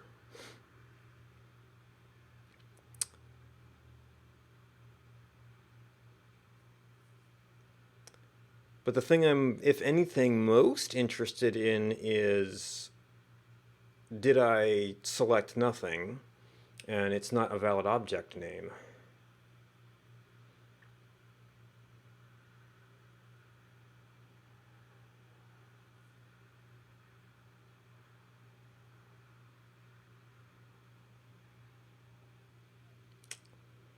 If I'm not using the search filter at the same time, I could put something there. That might interact with a bunch of code, though.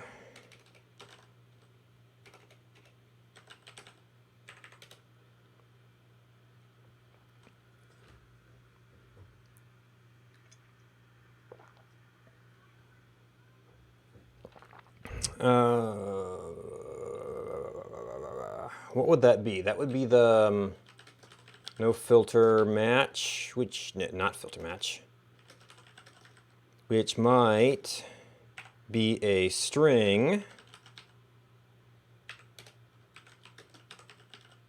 no match.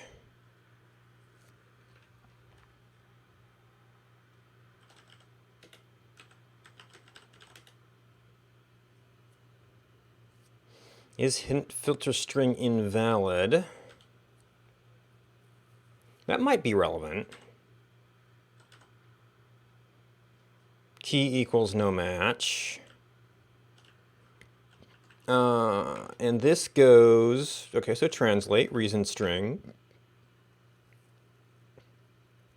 Format string, object string. Okay, so no relevant, no filter hits. Pending filter string, making reason string. Not equal to null.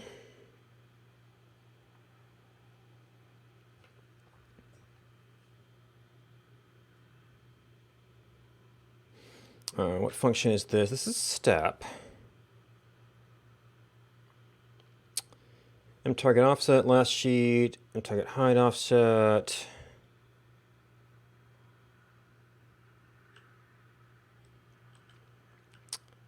Well, we could try.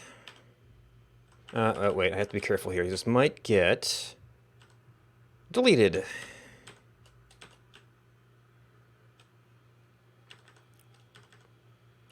So you're doing an auto sprintf, which if I'm replacing it, I'd have to actually delete it.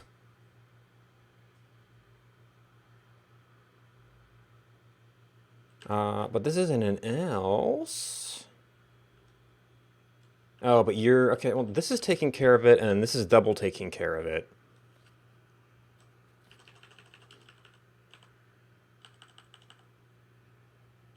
Translate making.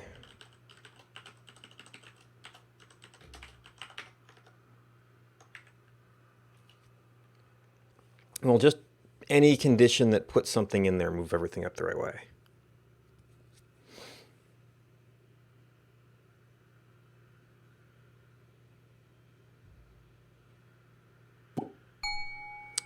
Okay. New person. Oh. Pff. Well, so it did, but it did it first. But either it's hidden. I'm actually not sure how to, like, clear. Yeah, I don't even see anything back there. So that was interesting.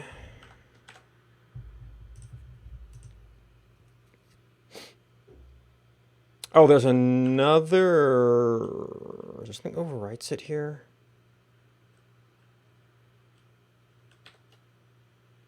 Pending filter string, making reason string. Oh, and...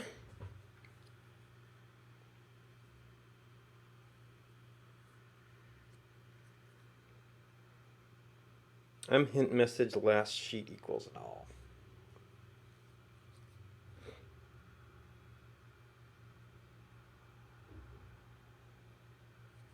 Now this is also step. It's not draw, hint message. Okay, so the hint messages get attached to sheets. But it is duplicating that.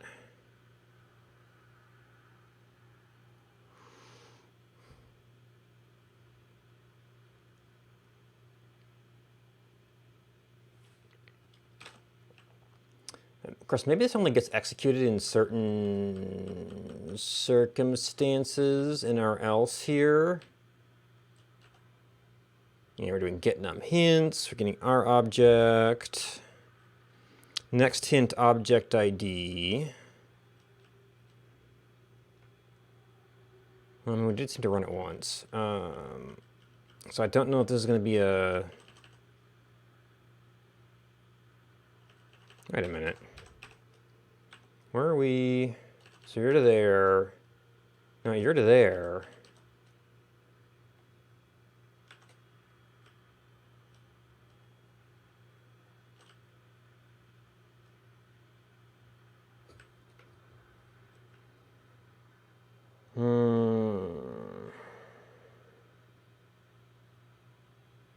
Oh, and then we hide everything. Hide the last sheet. Yeah, there might be something in here that's like resetting the state of that. So some of this might be things that only run when there's a hint update, and maybe some of that's overwriting it. So it's not as simple as, oh, maybe this is not the else case anymore.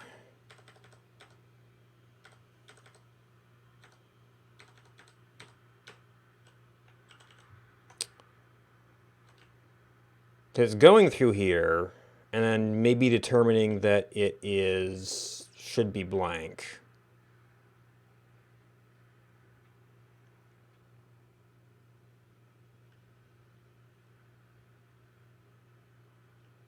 Because there's not even a, yeah, if filter string not equal to null, which it actually is going to be equal to null there. Wait a minute.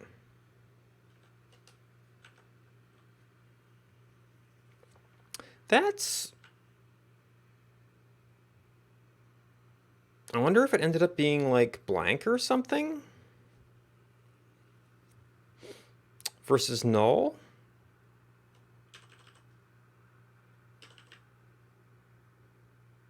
You know what? You delete again.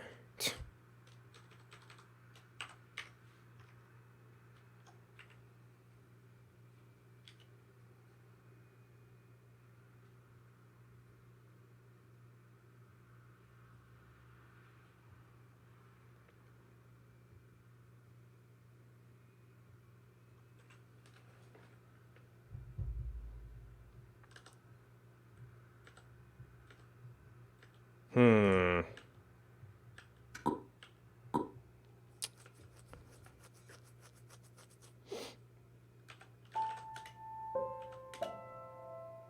Oh.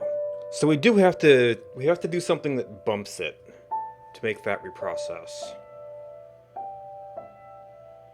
And this does not bump up the other hint stuff. Just for having it exist.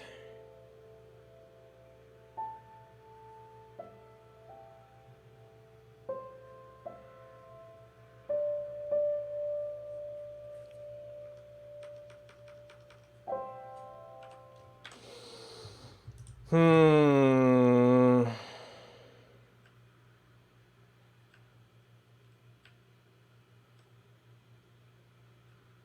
So it must be looking at some other state in terms of whether it pushes things up or not.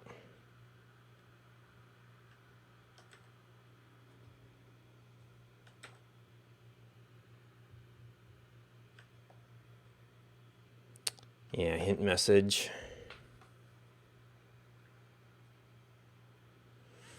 So where can I put a search term?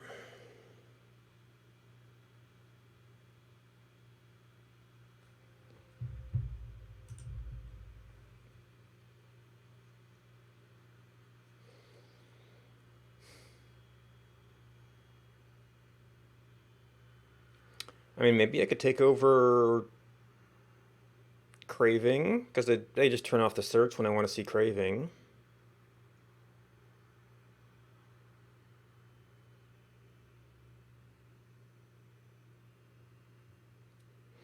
And I was kind of thinking that, like, making that sort of a craving sort of a default search anyway.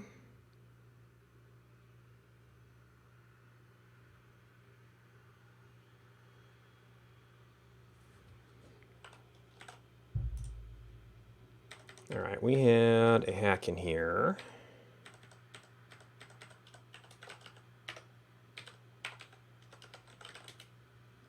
Set new craving.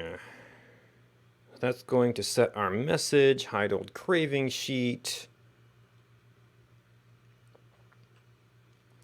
Target offset, longest line.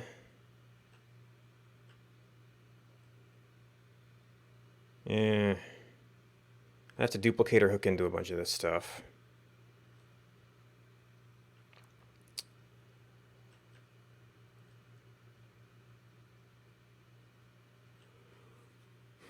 Food description, strip description comment. So I'd want some alternate way to specify the message.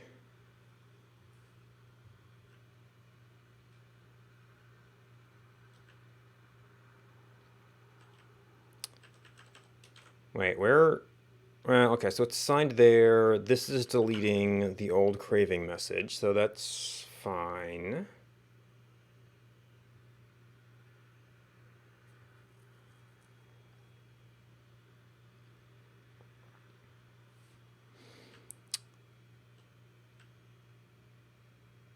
Huh.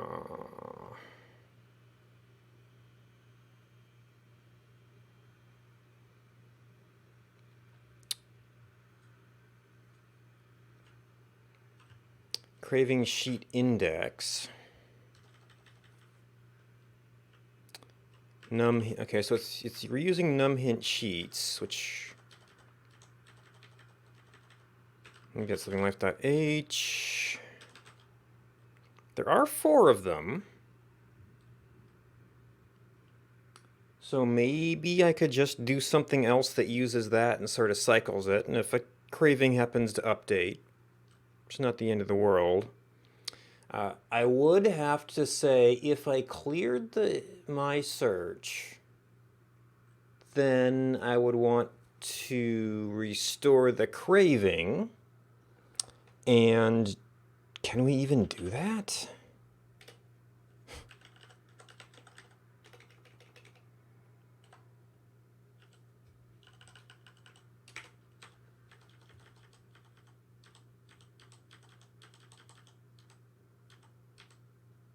More than you'd think.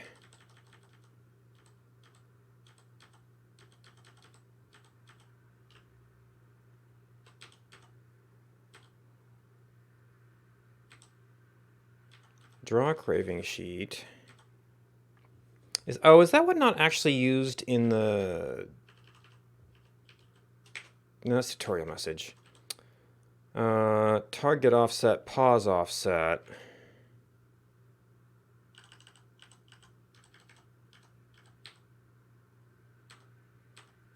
In that particular function.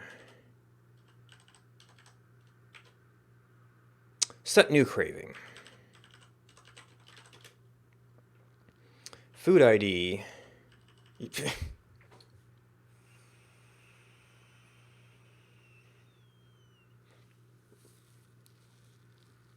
don't remember the information. We just set the message and run with the message. So it's not as simple as saying, okay, it's cleared, just restore our craving information.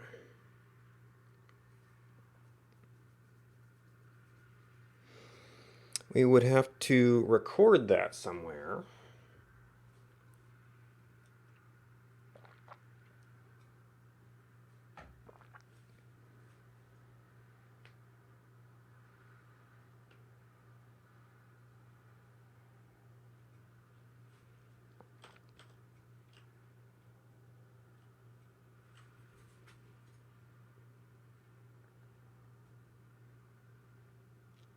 Oh, we only delete it when we replace the sheet. And maybe you could do something with that. I'm hearing some thunder here, so I'm trying to keep an eye out.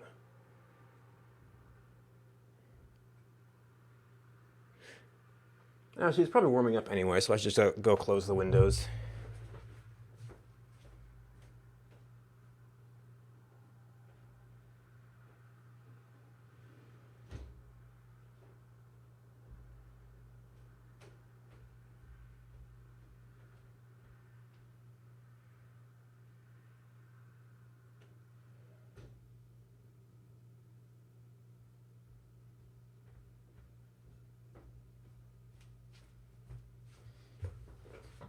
All right.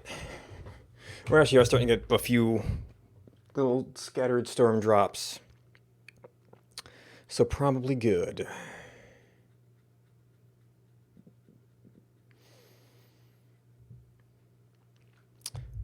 Now the other thing, what maybe we could, well, there's the area of the talk box, which is already kind of overlaying that.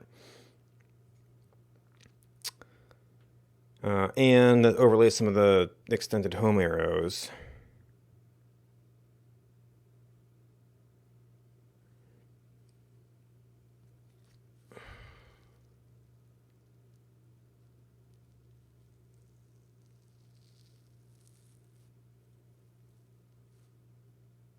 So this has a whole bunch of state management that I don't fully understand. Probably tied into all the hint things.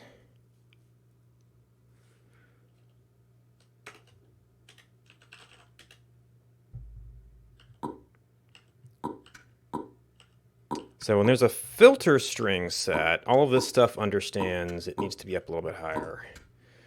Maybe that's direct state off of filter string.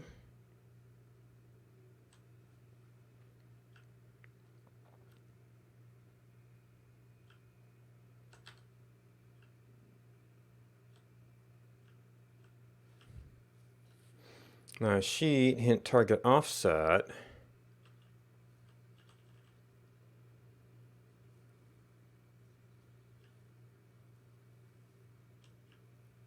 Last hint filter string not equal to null, m hint target offset.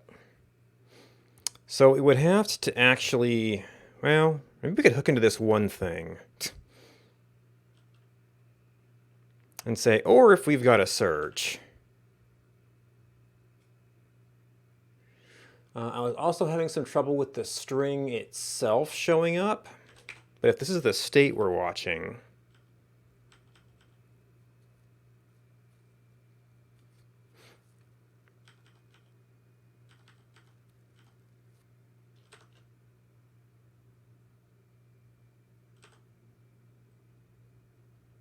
find objects matching words.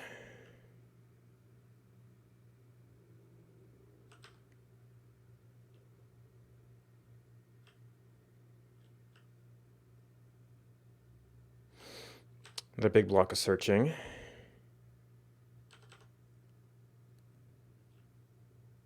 There's pending filter string.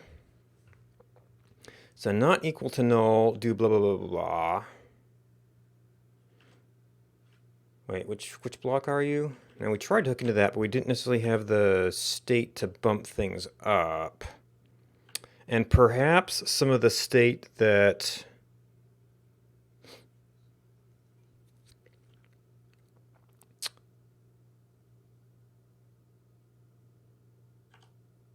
causes things to refresh. I guess craving is what you're searching for, and once you know you're craving, you don't need to look at it too much. So what was the issue with craving? The issue with craving is that the state about the craving string is only stored in those messages.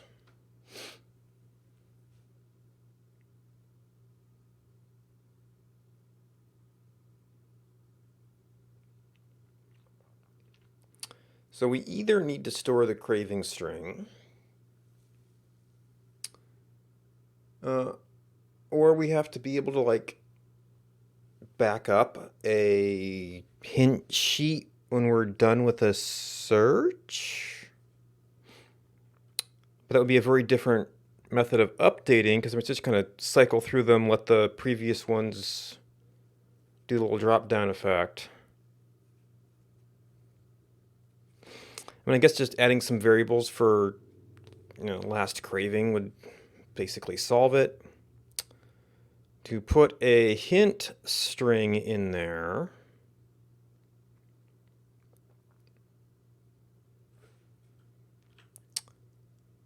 and we're going to end up with something similar to this. There was no match, and there is... What was not relevant?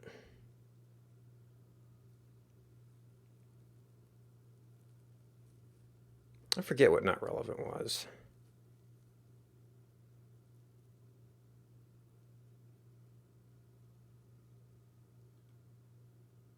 Oh, that might be some older code. Because if you've got an object that's not useful in your current filter,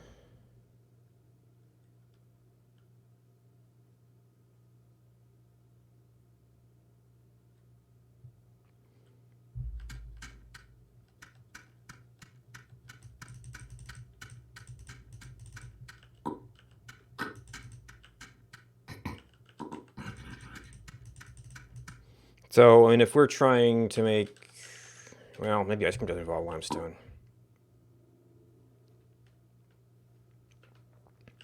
Yeah, this might be relevant to an older version where it would say, malachite, not relevant. Indigo, not relevant.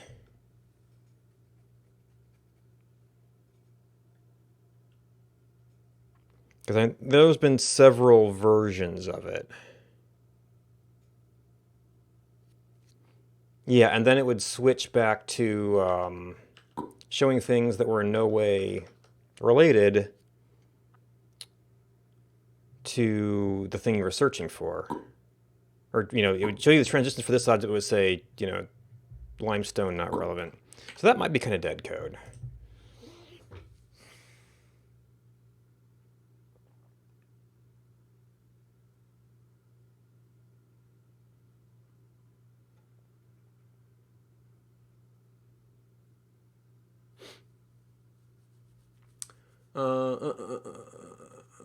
So we do have a search string. A search string can potentially hit multiple objects, so it's not like we can just sub our search object for the craving and have that process kind of work out. It'd be weird to say craving, searching for it.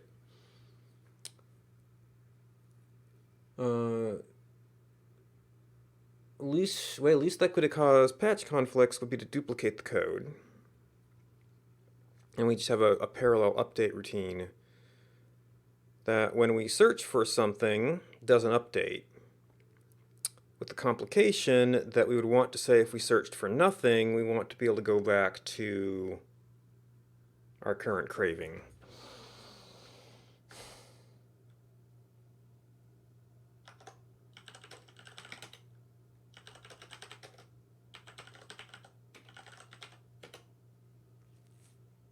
Oh, what did I change? Oh, I was experimenting with some stuff. We changed spacing.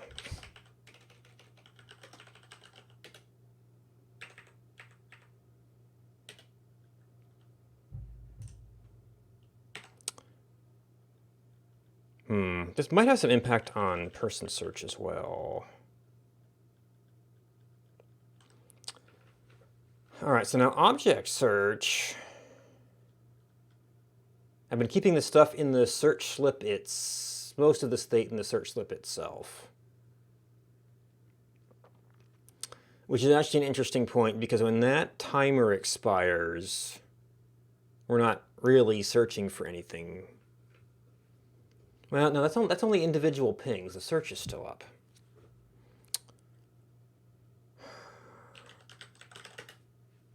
All right, set new craving.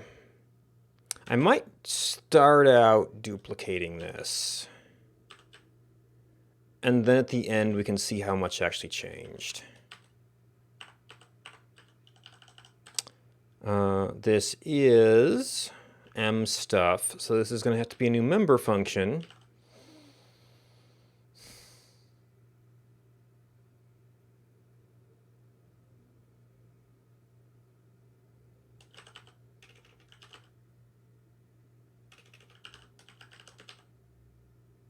Set search.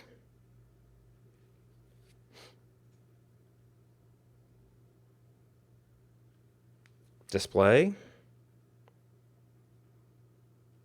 Sheet. All right. I might not actually be recording my search string right now.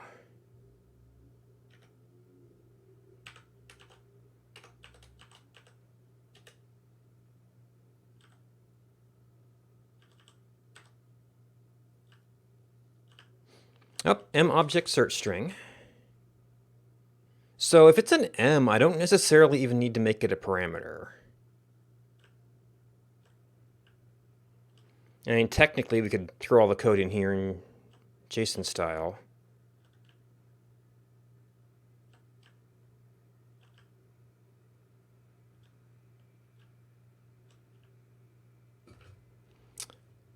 Huh. I mean, maybe I just want to pull all of this out into it's like a set search filter function, having done that. But we should have a M object search string.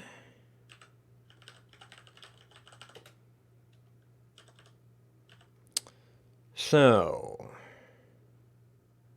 script description comment, message.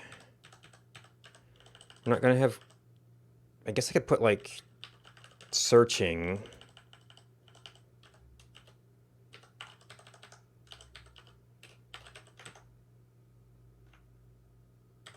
Object search string, we don't have this.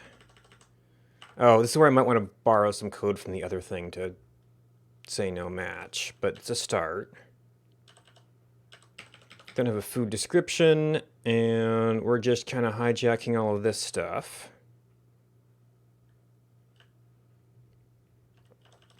So if we're not concerned about being able to restore it,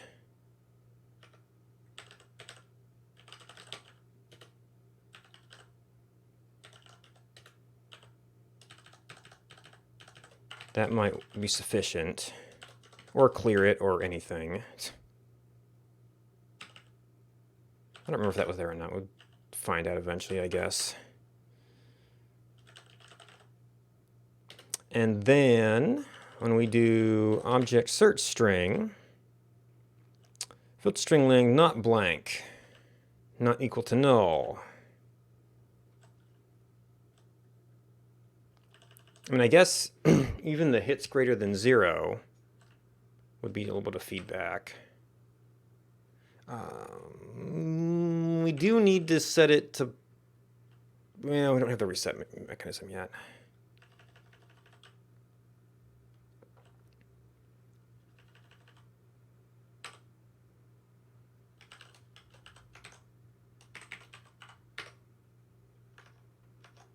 So that might be a little bit weird right now with the blanks.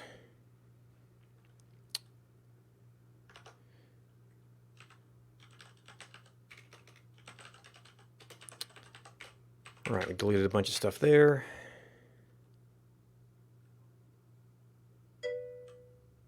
Hey, Yaroslav.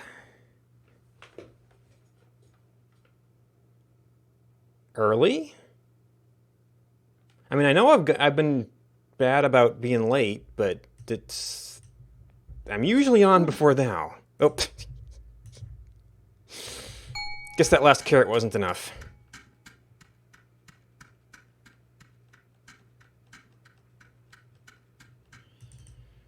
All right. Time zone. I am in Central U.S.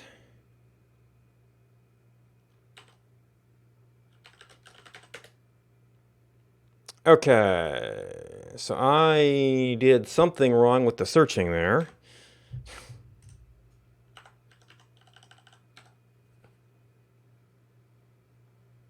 Oh, right. There's only capitals in this font.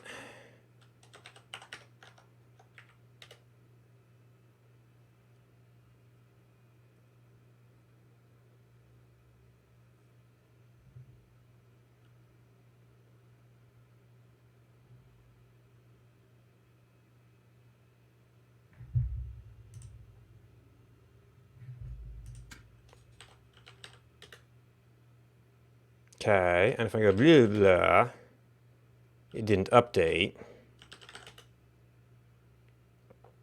So there was some recognition that we didn't find any matching items there. But, yeah, and then blank. We need to deal with being able to restore it.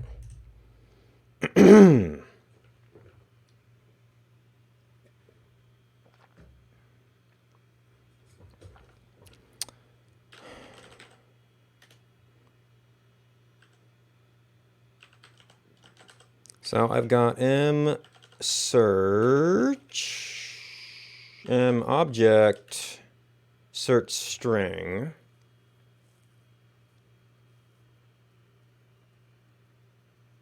This is more of the, well, there's a function here.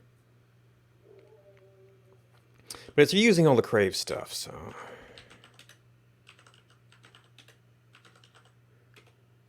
Oh, craving. All right. Craving sheet index, craving message. I need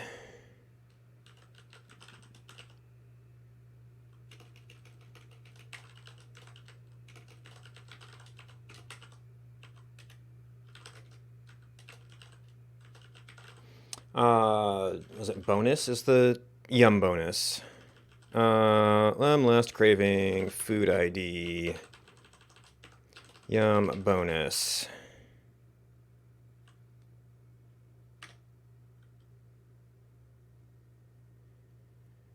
If we go to a page reset,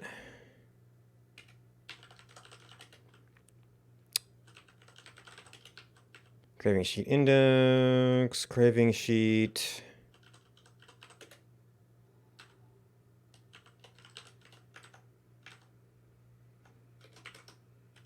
Probably, could be 0, could be -1. I think both of them are, I guess, -1. And yum bonus.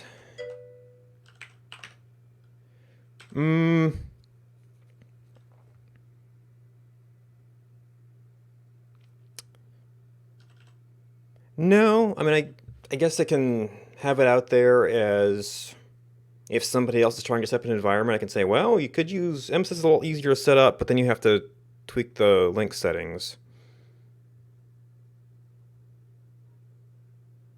But I know how to set up basic MinGW, and it works the way I'm used to.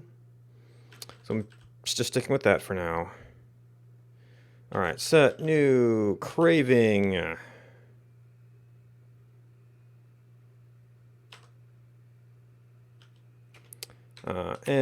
Last.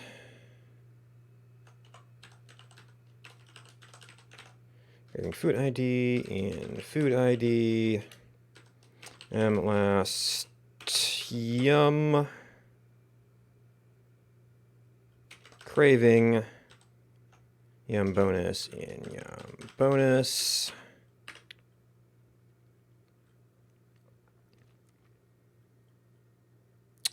So that captures the information.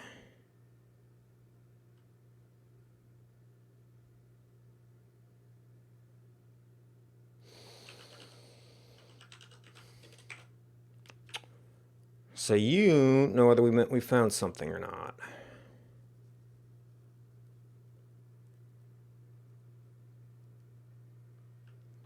So right now we're just using mObject search string not equal to null. Do we?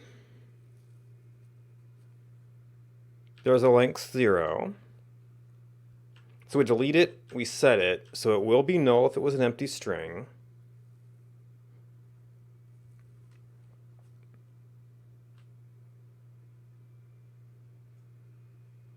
So we would, so I almost want to say that set search sheet should just kind of manage everything itself. Or we include it among this. I need to know the number of hits to determine if I want to put that message in.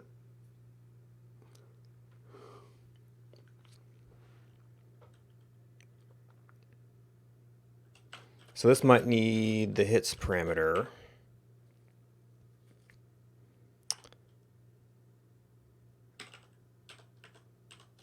And you put it there. That's in string not equal to null.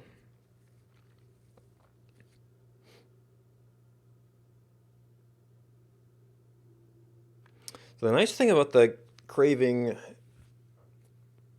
thing is that it would only pop that up if you received the message for it. And indeed, the server has some control over that, because it cannot send you your craving until you're of a certain age. Well, this is only what we're triggering on it. All right, we'll worry about restore later. First of all, not equal to null. So if it is equal to null, I guess I would set you to blank, and that should clear it. I don't know if it does.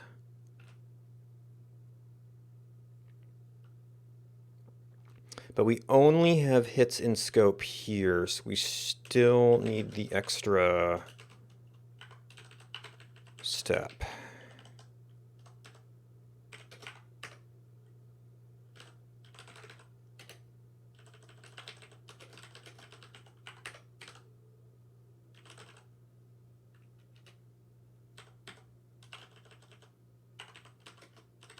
And I'm not necessarily using this yet. The main thing we want...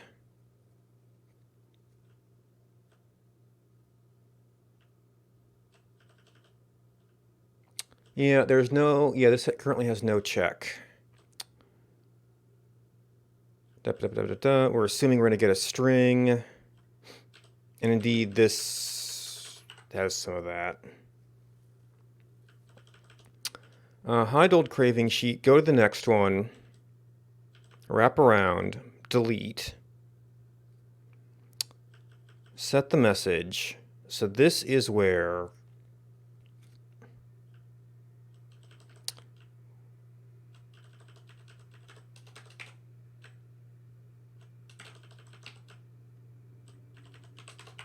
it would say if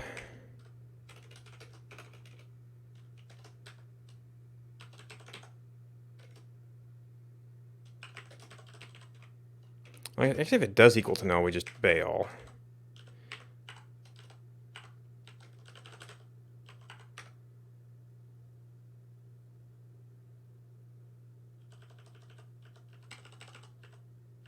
Oh yeah, and since this is a copied function, clean up the white space so the patch doesn't have a bunch of warnings.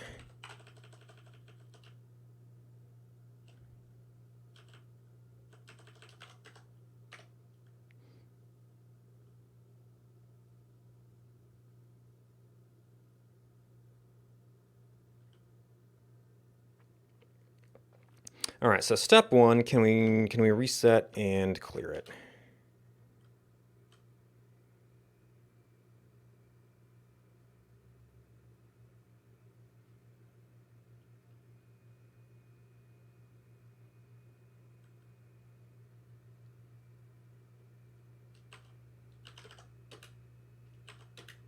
Okay, we can clear it. And then we would like that to say, you're not going to find anything, buddy. I guess the num hits is also sought objects.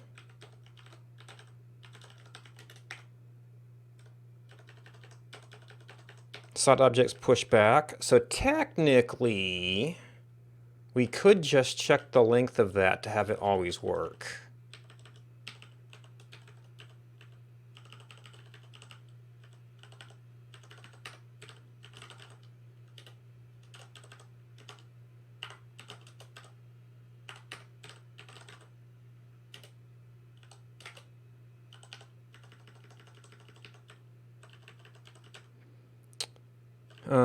So this is where I want no match.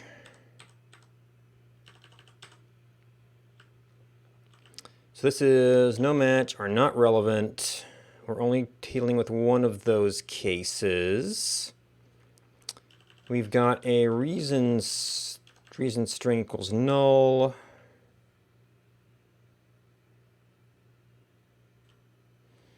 So he's got a big fancy... Wow. I haven't wanted to deal with incremental translation additions in the mod.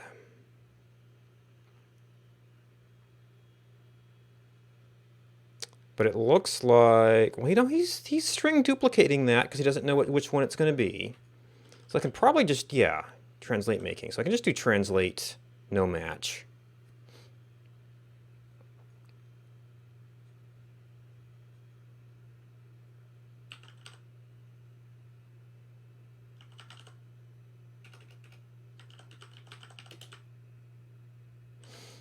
All right, so if we've got a search string, okay, so there's a little bit of conditional to it.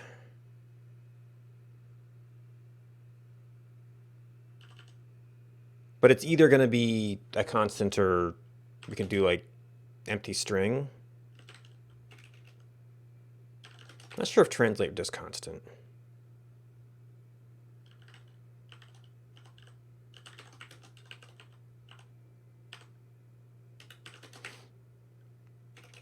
If m.sot objects, is it length? Count, size?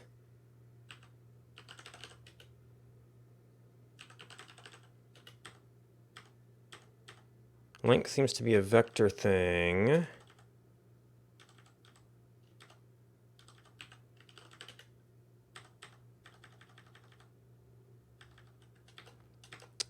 Animation frame count.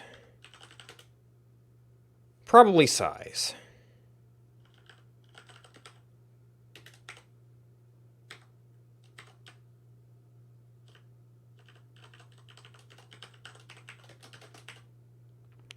Actually, if it's less than 1,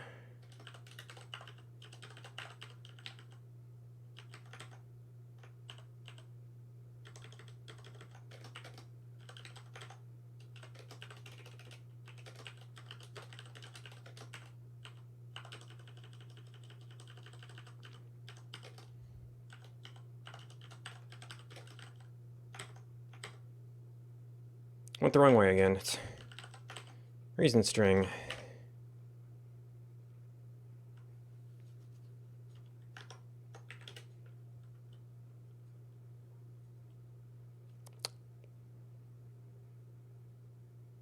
Okay, so it is in fact const, which is fine.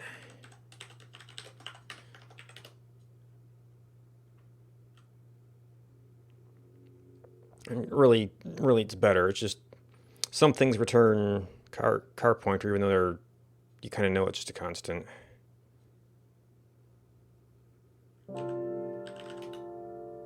Yep, that was a search. No filter match, so we know we're never going to find anything. And then clear.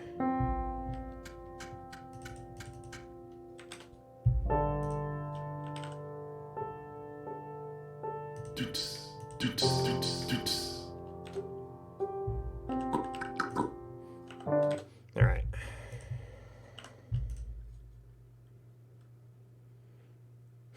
And then no match. We've got our short circuit return, which actually doesn't need to be a short circuit. If M last craving plus, okay,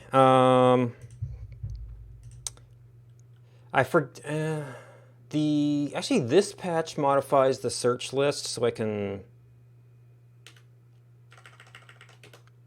nope. Now whether it can be displayed is another question, so let's just get this compilable real quick. And if I show this patch,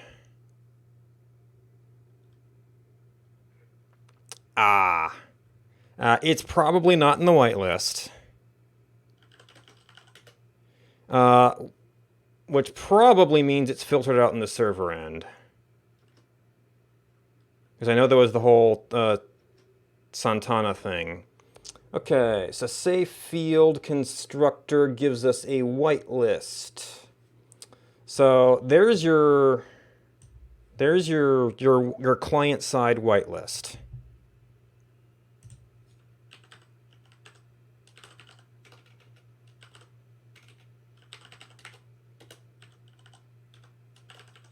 Now, mind, this is in my patch, so the colon, I inserted the colon here.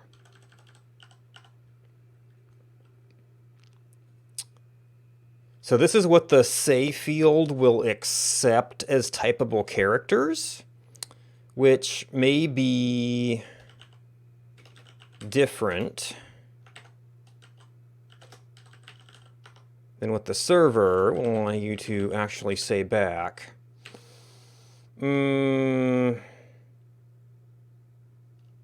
Is it say is the command? Allowed say car map, allowed say cars. which is a very, very similar list to my pre-patched one. So that's what the server will allow you to have.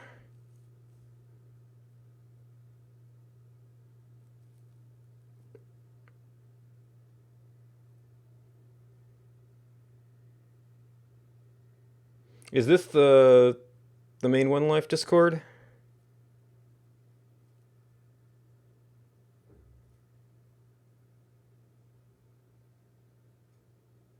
Ah, yeah, but that's what a server message can send. These are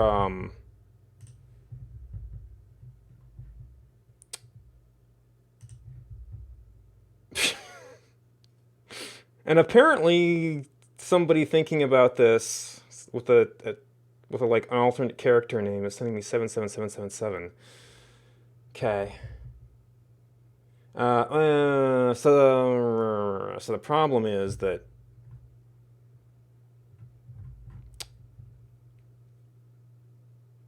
the One Life General. Well, I can always catch up.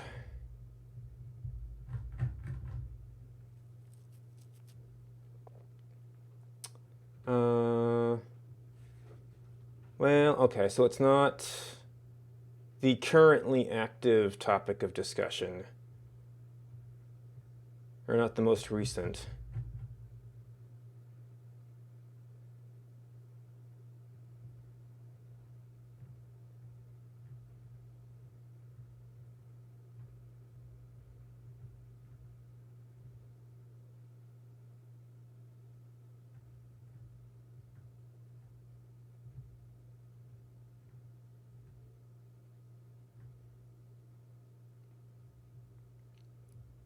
Yeah, so I'll have to catch up with that later. But yeah, you cannot say it. Like, you can tweak mods to be able to put it in, like I did this for... Ah, okay. Yeah, so I did that for... So I could... Similar to Slash, which is not a sayable character. And I actually think there's been some people talking about how you can, like... Well, it doesn't repeat. You can use this to push your... Since it gets wiped out, you can use it to push your speech over. Which later in life could be a thing. So similar... Well, it's... So it would be a similar effect with that. I can type it, the server will strip it out, and I guess it gets translated to, like... Spaces or... Well, spaces get cleared out because they're white space. So I think the server translates it to space, and then the client trims white space. So then it's like measuring the length of it, but not displaying it. And yeah. Actually, that's an interesting question now.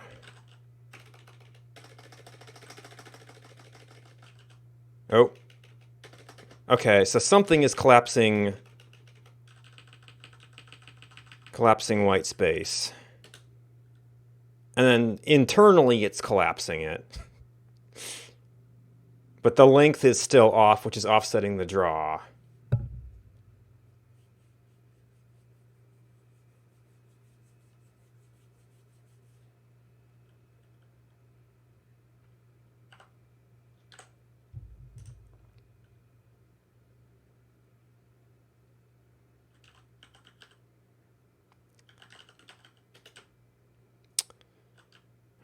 All right. We were trying to get into here and say if last craving food ID is greater than 0, let's say, then we're going to return regardless. Set new craving. Nope. Last craving, bonus.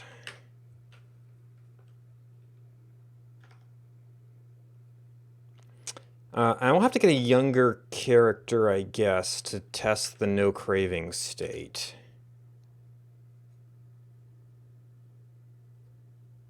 Or I just block it at the message receiver.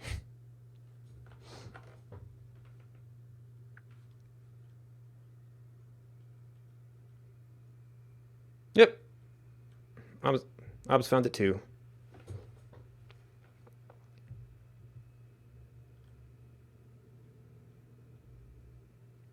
Or he's just really delayed.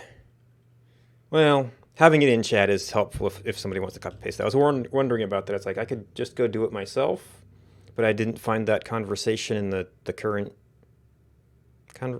topic. All right, so blah, blah, blah, blah. No filter match. Clear it. We go back to this. I turned on auto login, didn't I?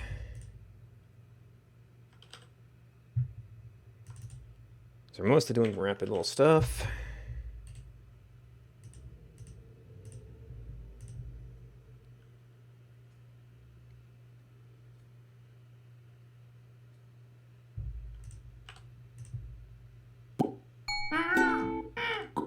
All right, shush.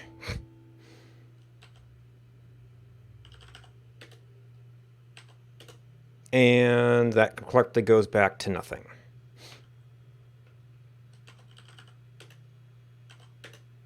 You can see a little bit of gap in the slip, but oh well.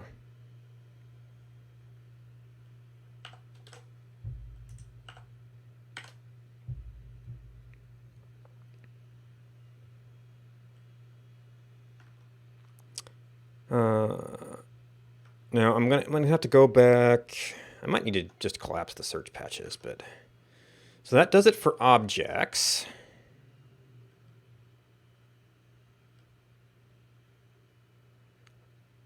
Yeah, because that was specifically object search.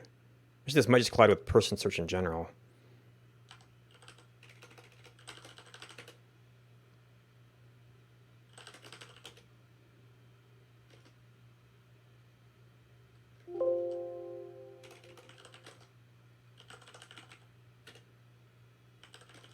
That's probably the next one.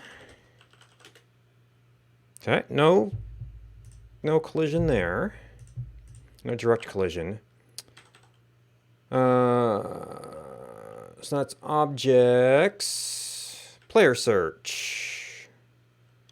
Okay. Let the space there. Oh well. Now, M object search string.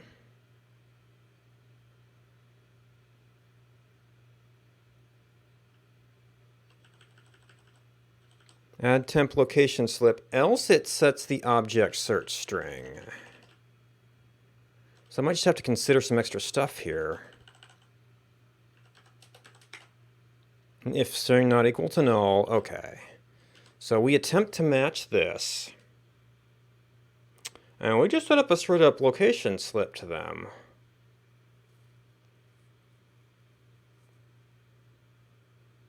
And it's a full-on baby even.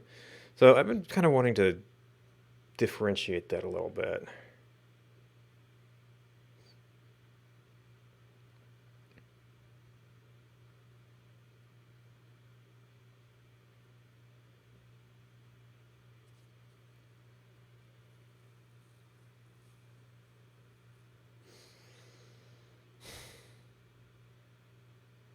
And that's just a temp location slip. There's no special search status.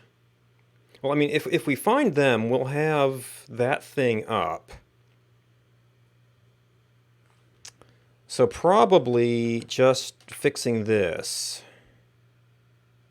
Now, these have all been const chars so far.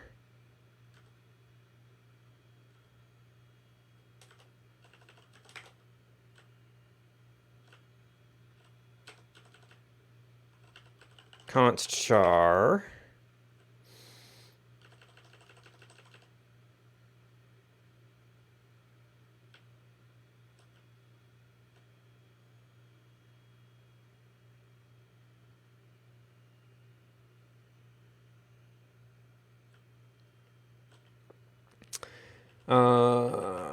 So it's this, sets our time, it's lead supporter, gets badge color, and that's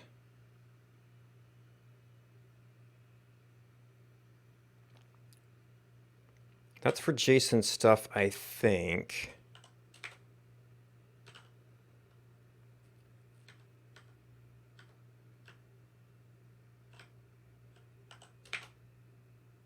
Add temp home location. So it's only used there. So, add temp location slip.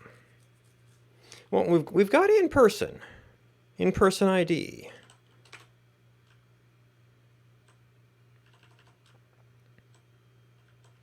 Person key, person key, person key, person ID.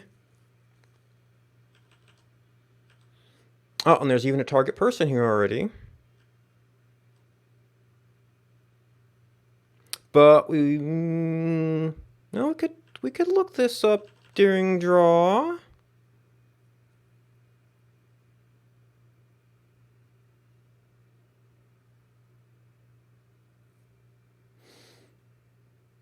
I mean, not their name's going to change very much either. Although probably getting it from the live object would be good just in case that disappears. So slip color is going to perhaps show up where we do drawing. Draw location slip.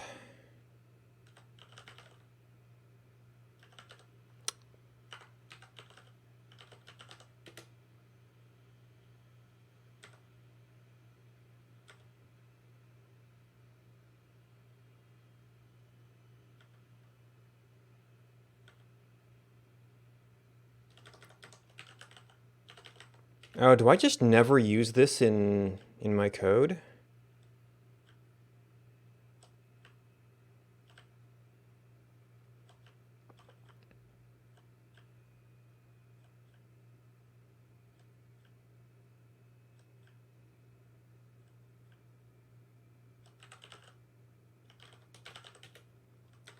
Person key.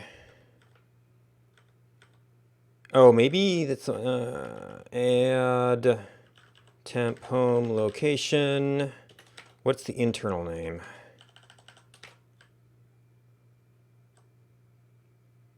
It is temp person key.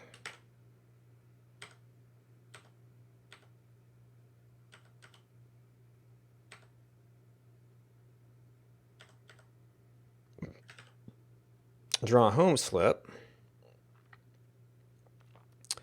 Draw string. Oh, there's a translation step here, technically. Draw location slip. Draw string. And temp person and temp person key.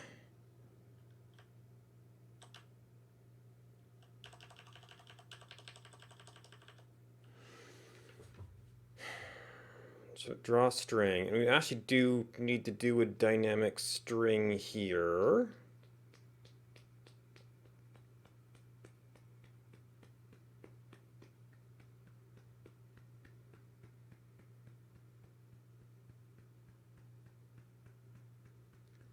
Or somewhere. Because we're going to need to truncate it to a few characters.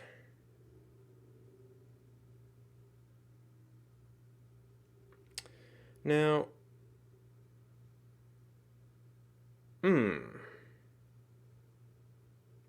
what is labeled?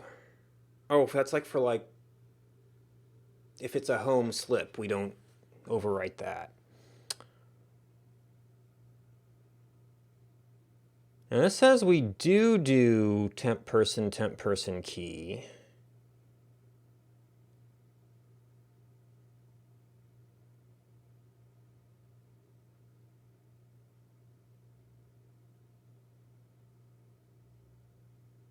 But I'm pretty sure I don't do baby.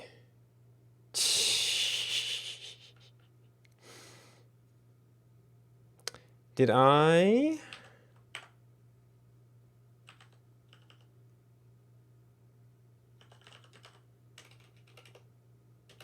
Search location slip. If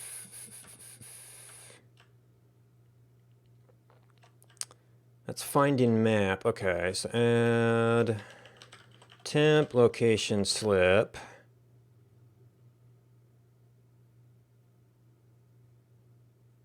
person key, player track, text baby.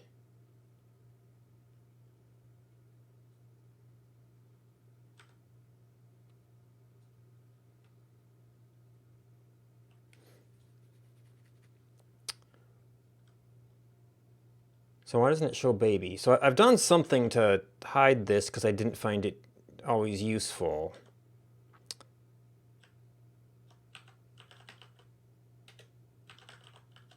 Oh. Ah, so I specifically filtered this down.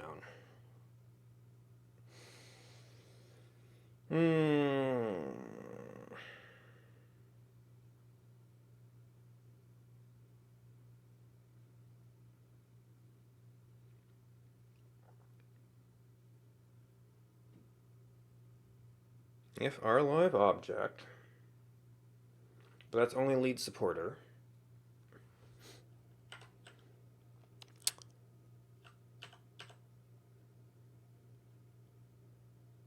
Oh, and we've got a,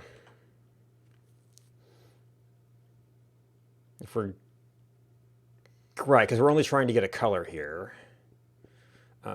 This would probably want to do a check before that.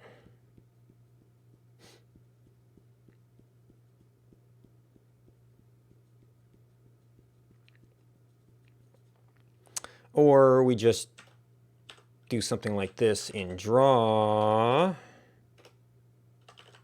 location slip. It's going to make this even more complicated. Temp person key.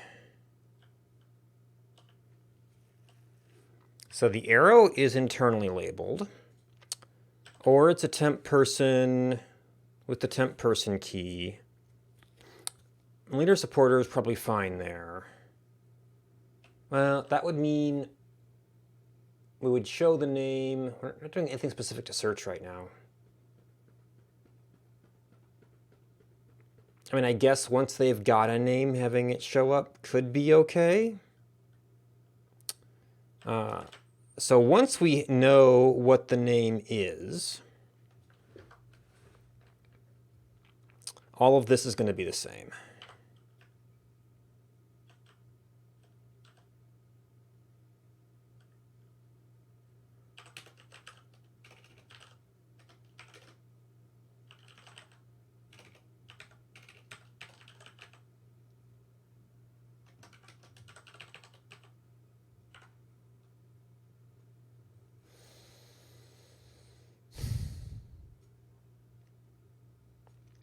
Maybe this becomes like if temp person, and then we start looking at other cases.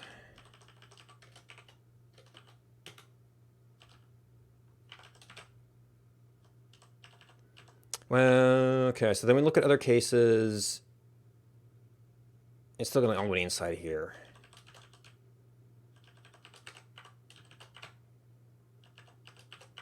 And it's up there. And then if we end up,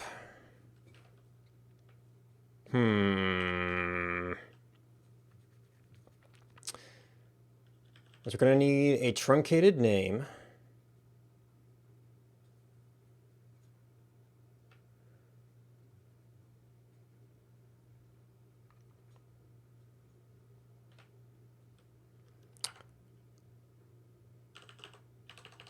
So we need something like,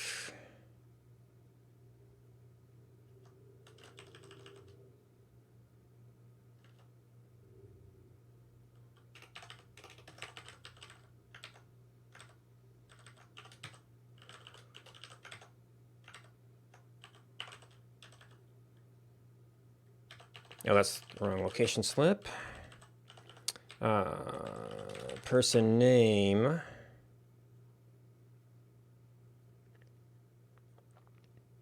I guess we only need this stuff in this scope. I was thinking of maybe setting stuff up before we got into here.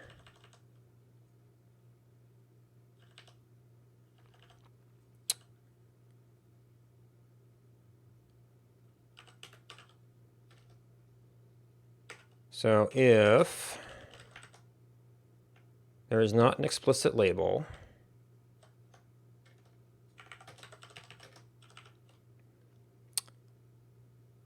And well, we're already time to temp person. Temp person. So we should be able to attempt to get living object.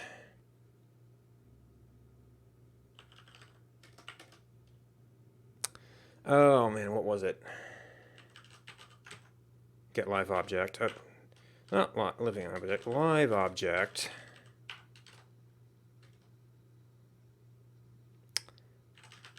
Location slip. Is it temp person ID? No.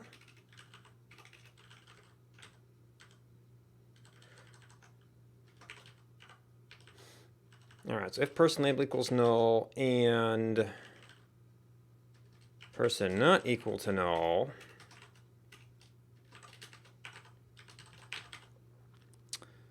then person name is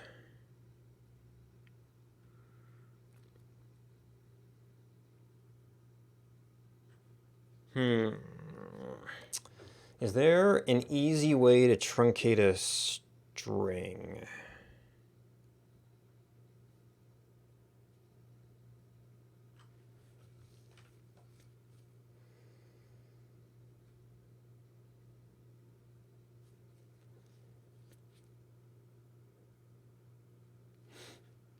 Well, and person, and is it just name?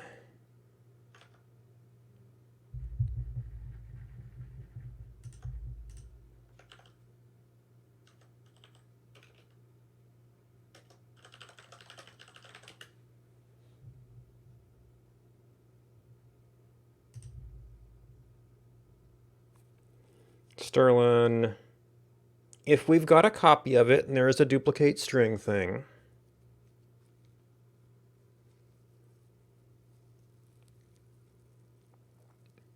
well, we need a copy of it anyway. So stern copy. So since we're going for a fixed length, we could actually use a buffer to avoid having to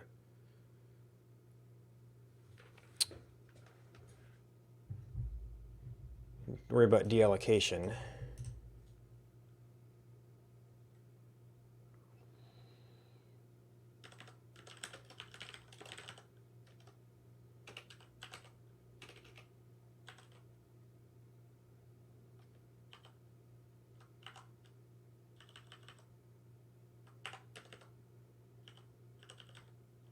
So stern copy, and that argument order is person name, object name,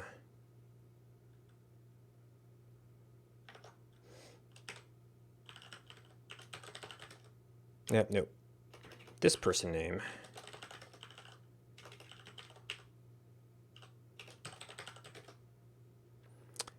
and I think it's 4 because that's the allowed string size. And person, oh, there's so many persons.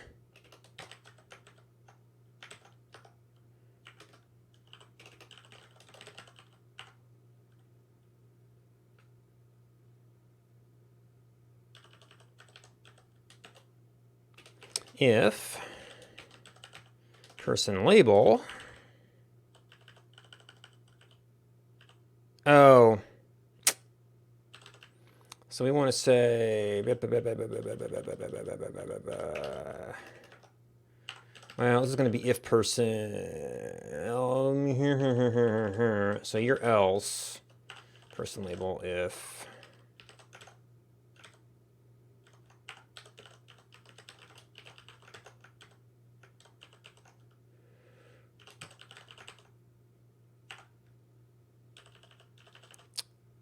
well, this is an if null, so really,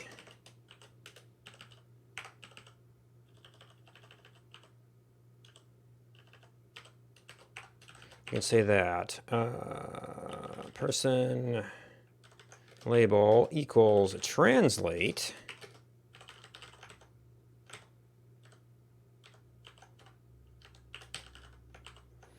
temp person key,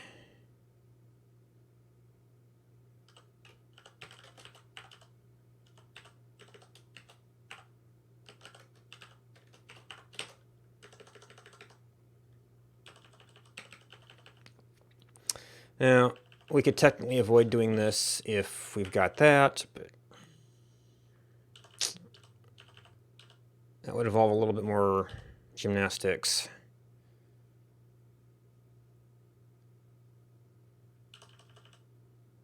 So if we have a label by whatever means,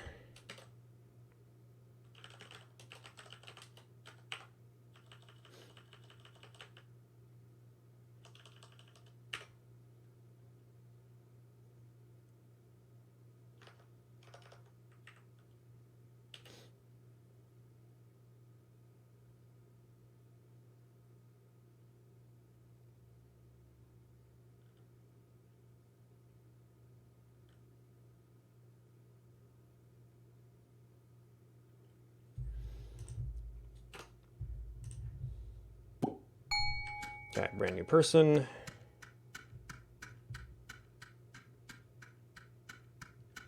Get out of the snow.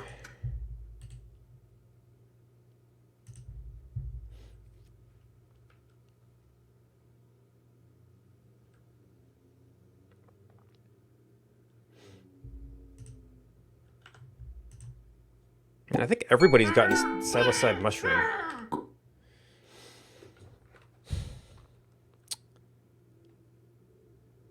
All right. No,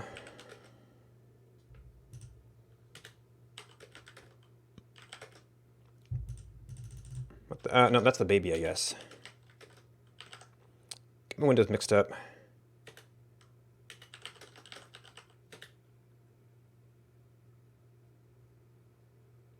All right, I'm pre-naming. Wrong search. Okay, so yes, right here. Yep. And we have mismanaged memory.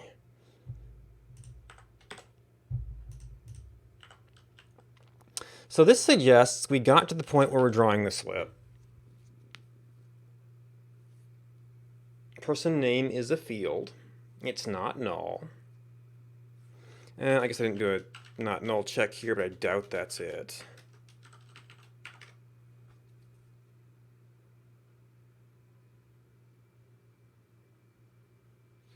We copied it into an array.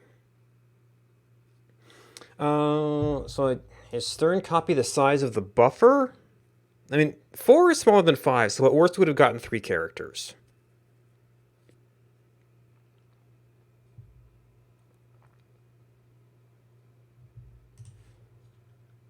Oh, I guess this technically should have been null, so it could do the translated version.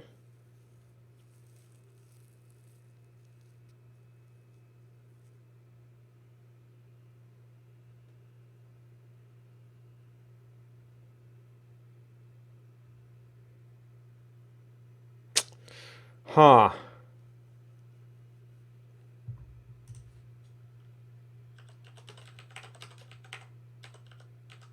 We can start checking out some other stuff. Unused, okay, yeah, I agree.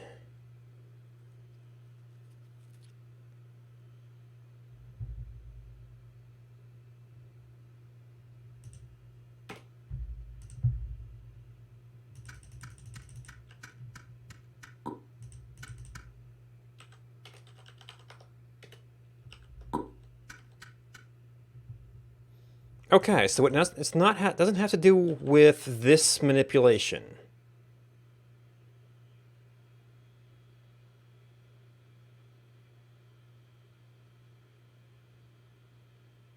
Oh, you know what? I've been setting them to text baby.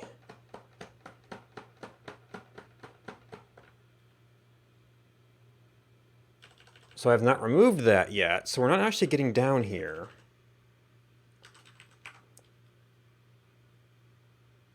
Oh, so we're going down here with person label equal null.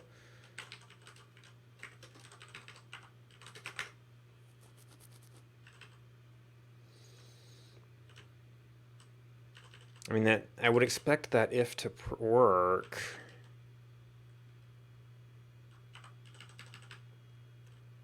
Person ID doesn't complain about person ID not being a field. So we've been doing text baby, so it should be going in here. That's not equal to null. We're translating it. That should be a const.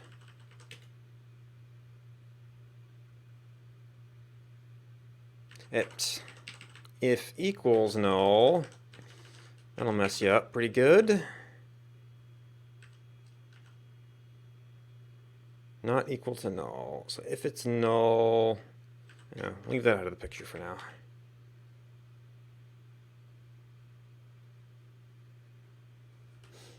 So translate will crash the program if given a null string.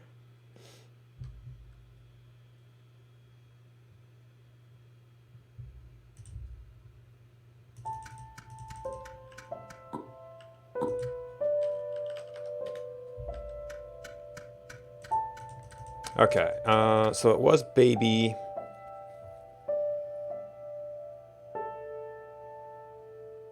No, because I wasn't passing that through. But that would make it null, so it would then attempt to translate null.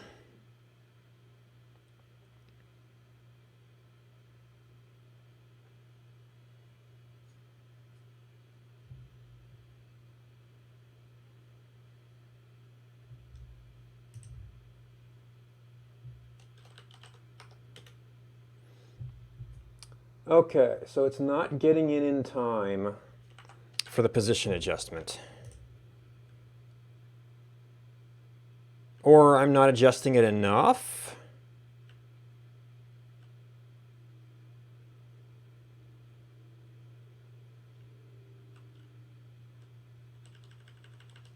So there's like the home arrow.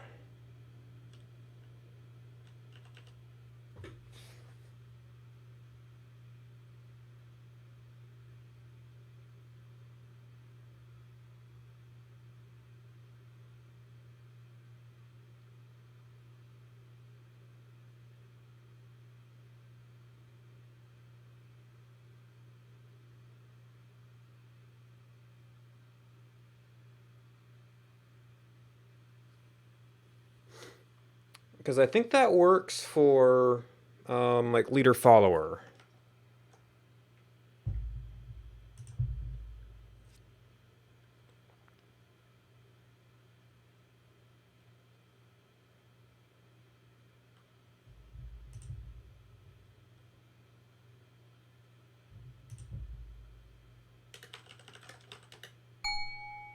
Yeah, sup shows up okay.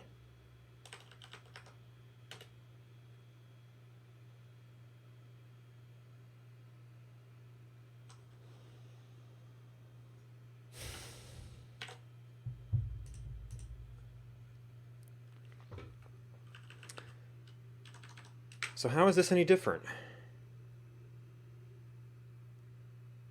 Oh, because I also have to do this in the positioning logic. This is just blind drawing.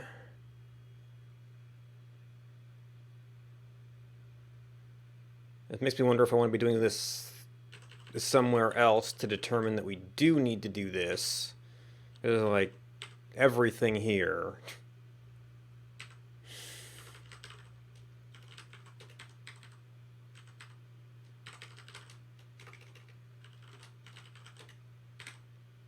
Let's draw,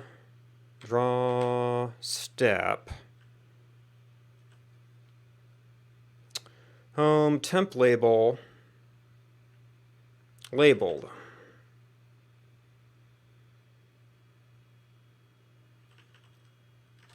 Temp label itself, labeled or temp labeled. Labeled is home. Okay, so that's home. So temp label is technically what we're looking at here. We don't actually have to calculate this, though. We just have to know if it's a person with a person key or person, yeah.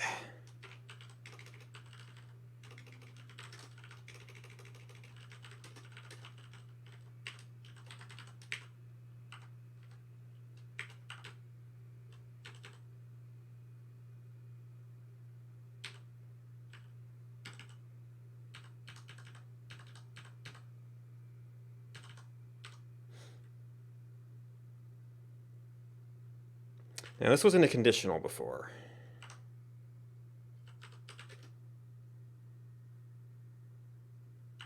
Oops.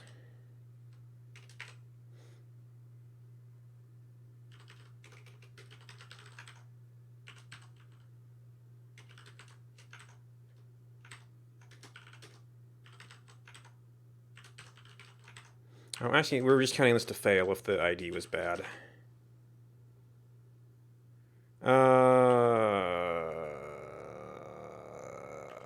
Maybe I should just override this.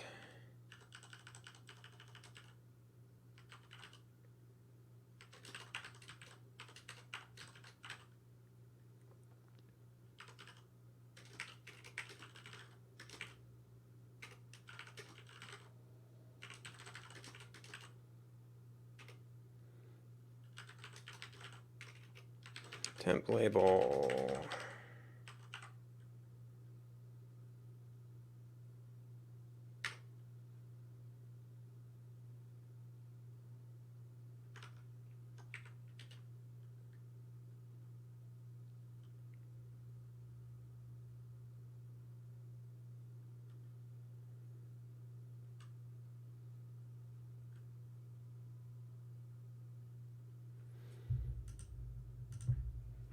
I'm not going to be able to feed you anymore pretty soon, if you're even still alive.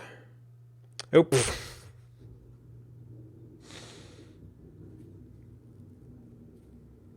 So why is that positioning different?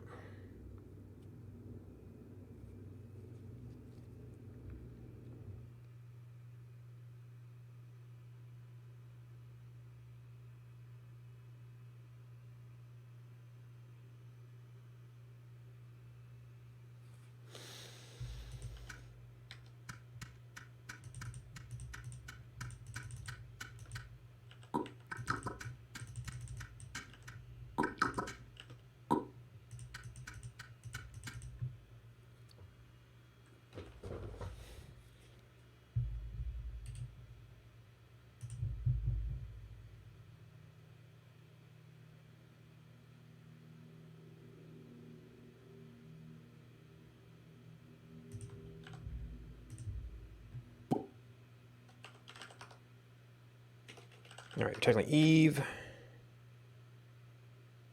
That's actually looking like that entire thing is just offset. But that's still fine. So do those things...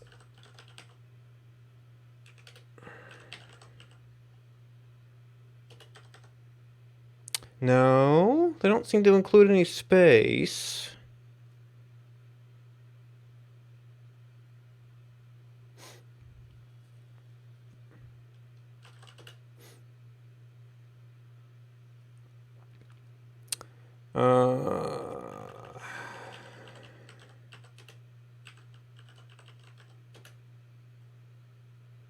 Offset Y.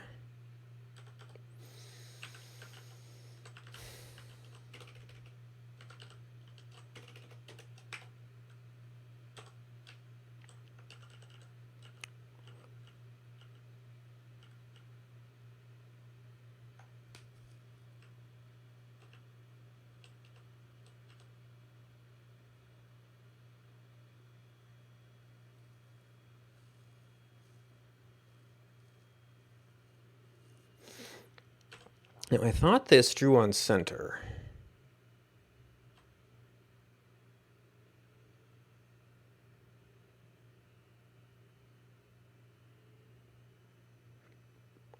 Is it possible that translate is spitting out something more unexpected?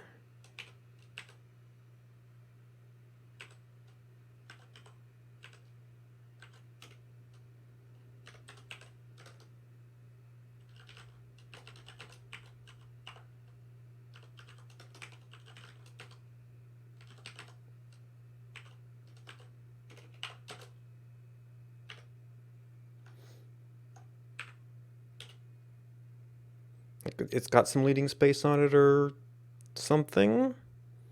I don't see that we measure the string anywhere.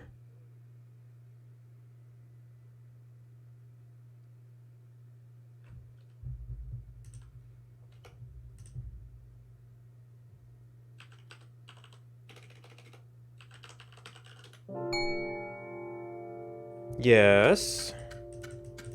And shouldn't I get... I guess that broke it somehow.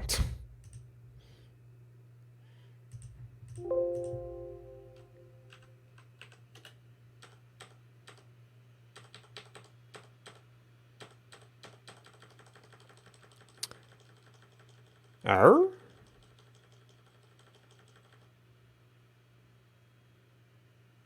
Okay. I thought you got supporter arrow.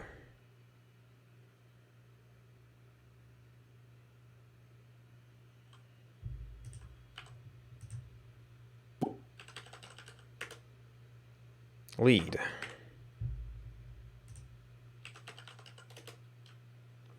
No, there's no extra characters in there.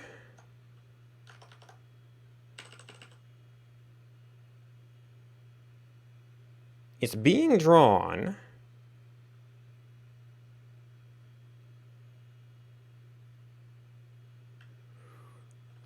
Are we measuring the person key someplace else?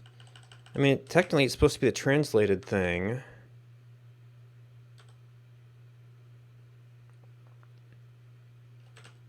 Yeah, and now we're into home slip. What the heck?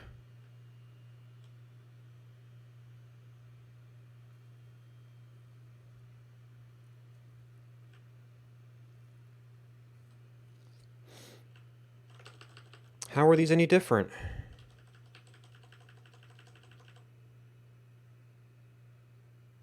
Did this actually confuse something at the state update that moved other stuff over? I mean, I don't think there's anything that's specific to that stuff.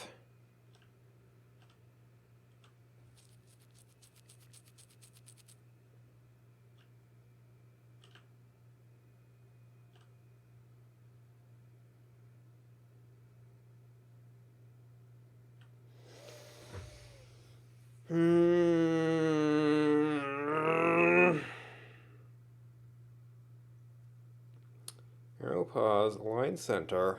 It's all the same.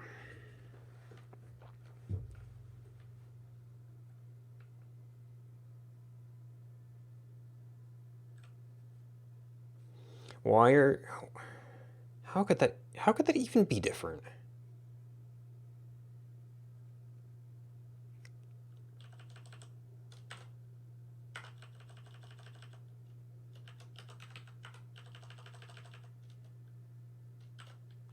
No, we know what's putting the right text in there.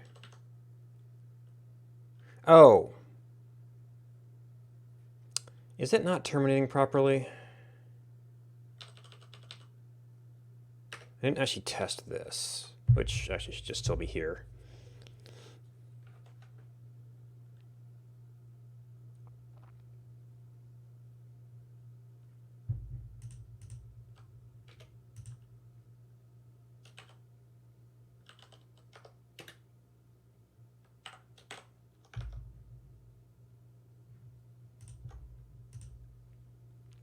Oh.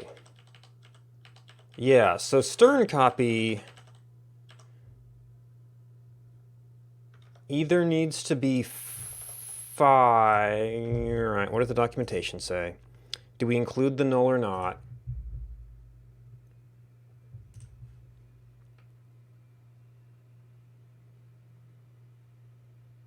I just need...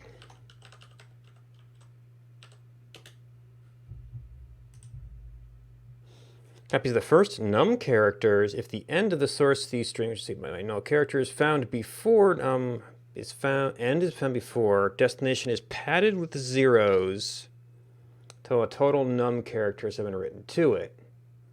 Null character is implicitly appended. Silly me. I thought it would do that.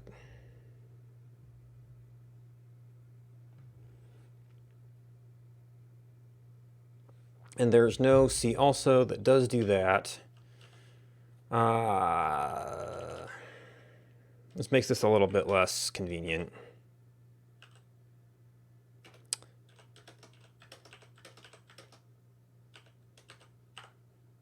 Uh, hmm. Would giving that just a 0 fill everything?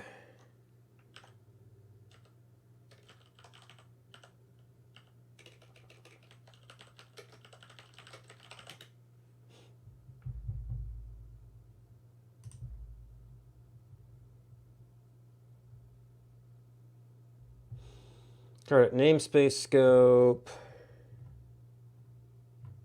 That might, initializer syntax might be a C++ thing.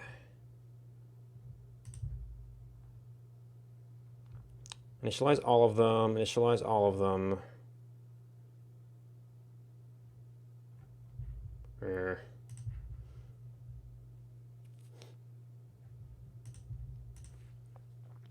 I guess it's safer to initialize everything. And I forget how many actual, I think that's the number of characters it filled. So that makes the array version of that less attractive, just because you have to fill the memory. But probably still better than memory management.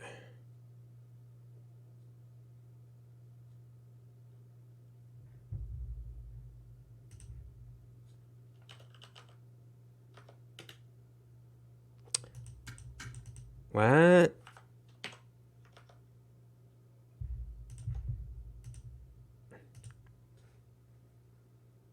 Okay, so that's one big character. So I said the length of our buffer is 4.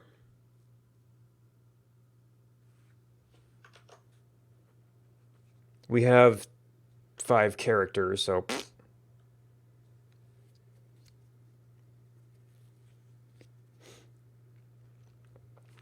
So this must not be initializing the way I think it works.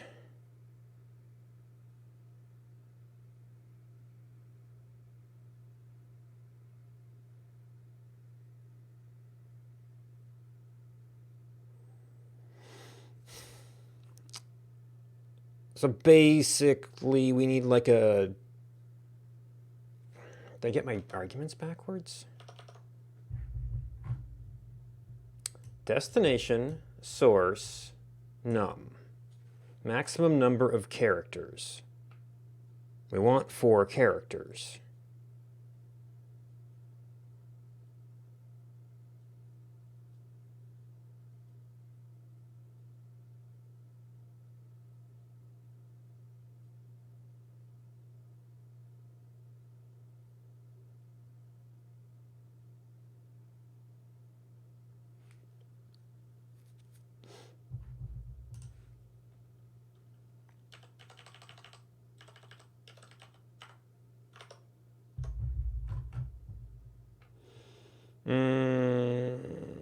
Copy block of memory.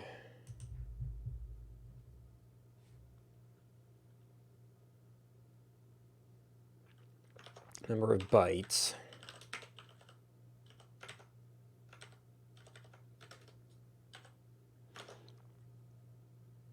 Value.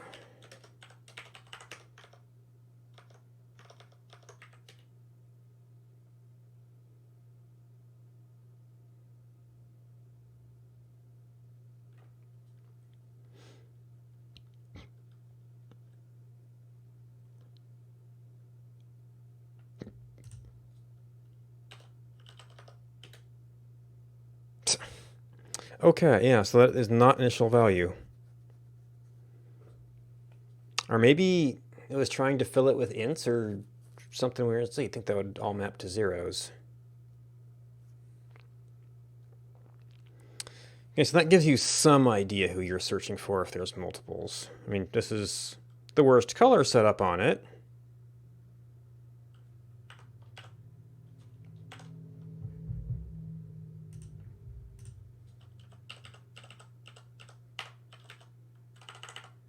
Yep, caps lock.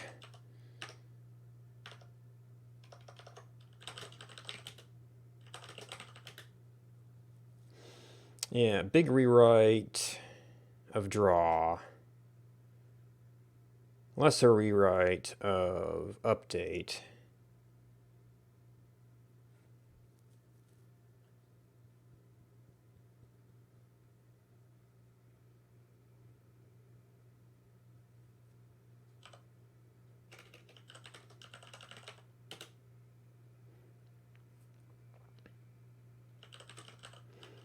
All right, these will be a little bit more experimental stuff. Don't necessarily want to export it yet.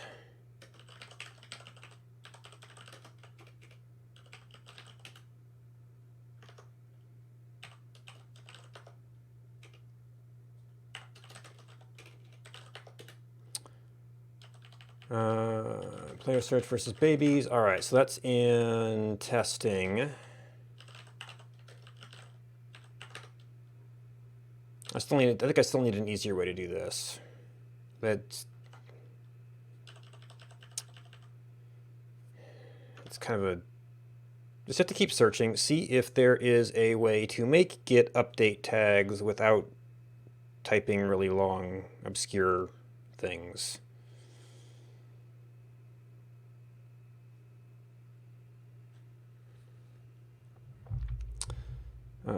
I need to make sure I have a build of this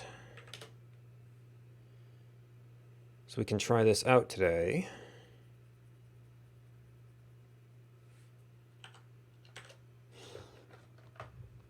And then I need to get on to lunch. So thanks for watching. Thanks to the subscribers and to the people who hosted me. Let's see if I have anything to recommend.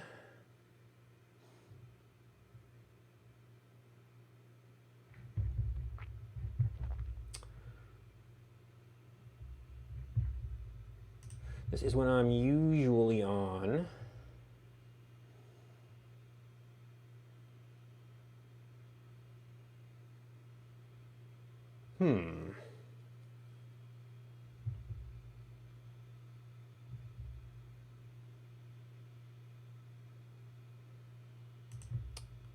All right, well,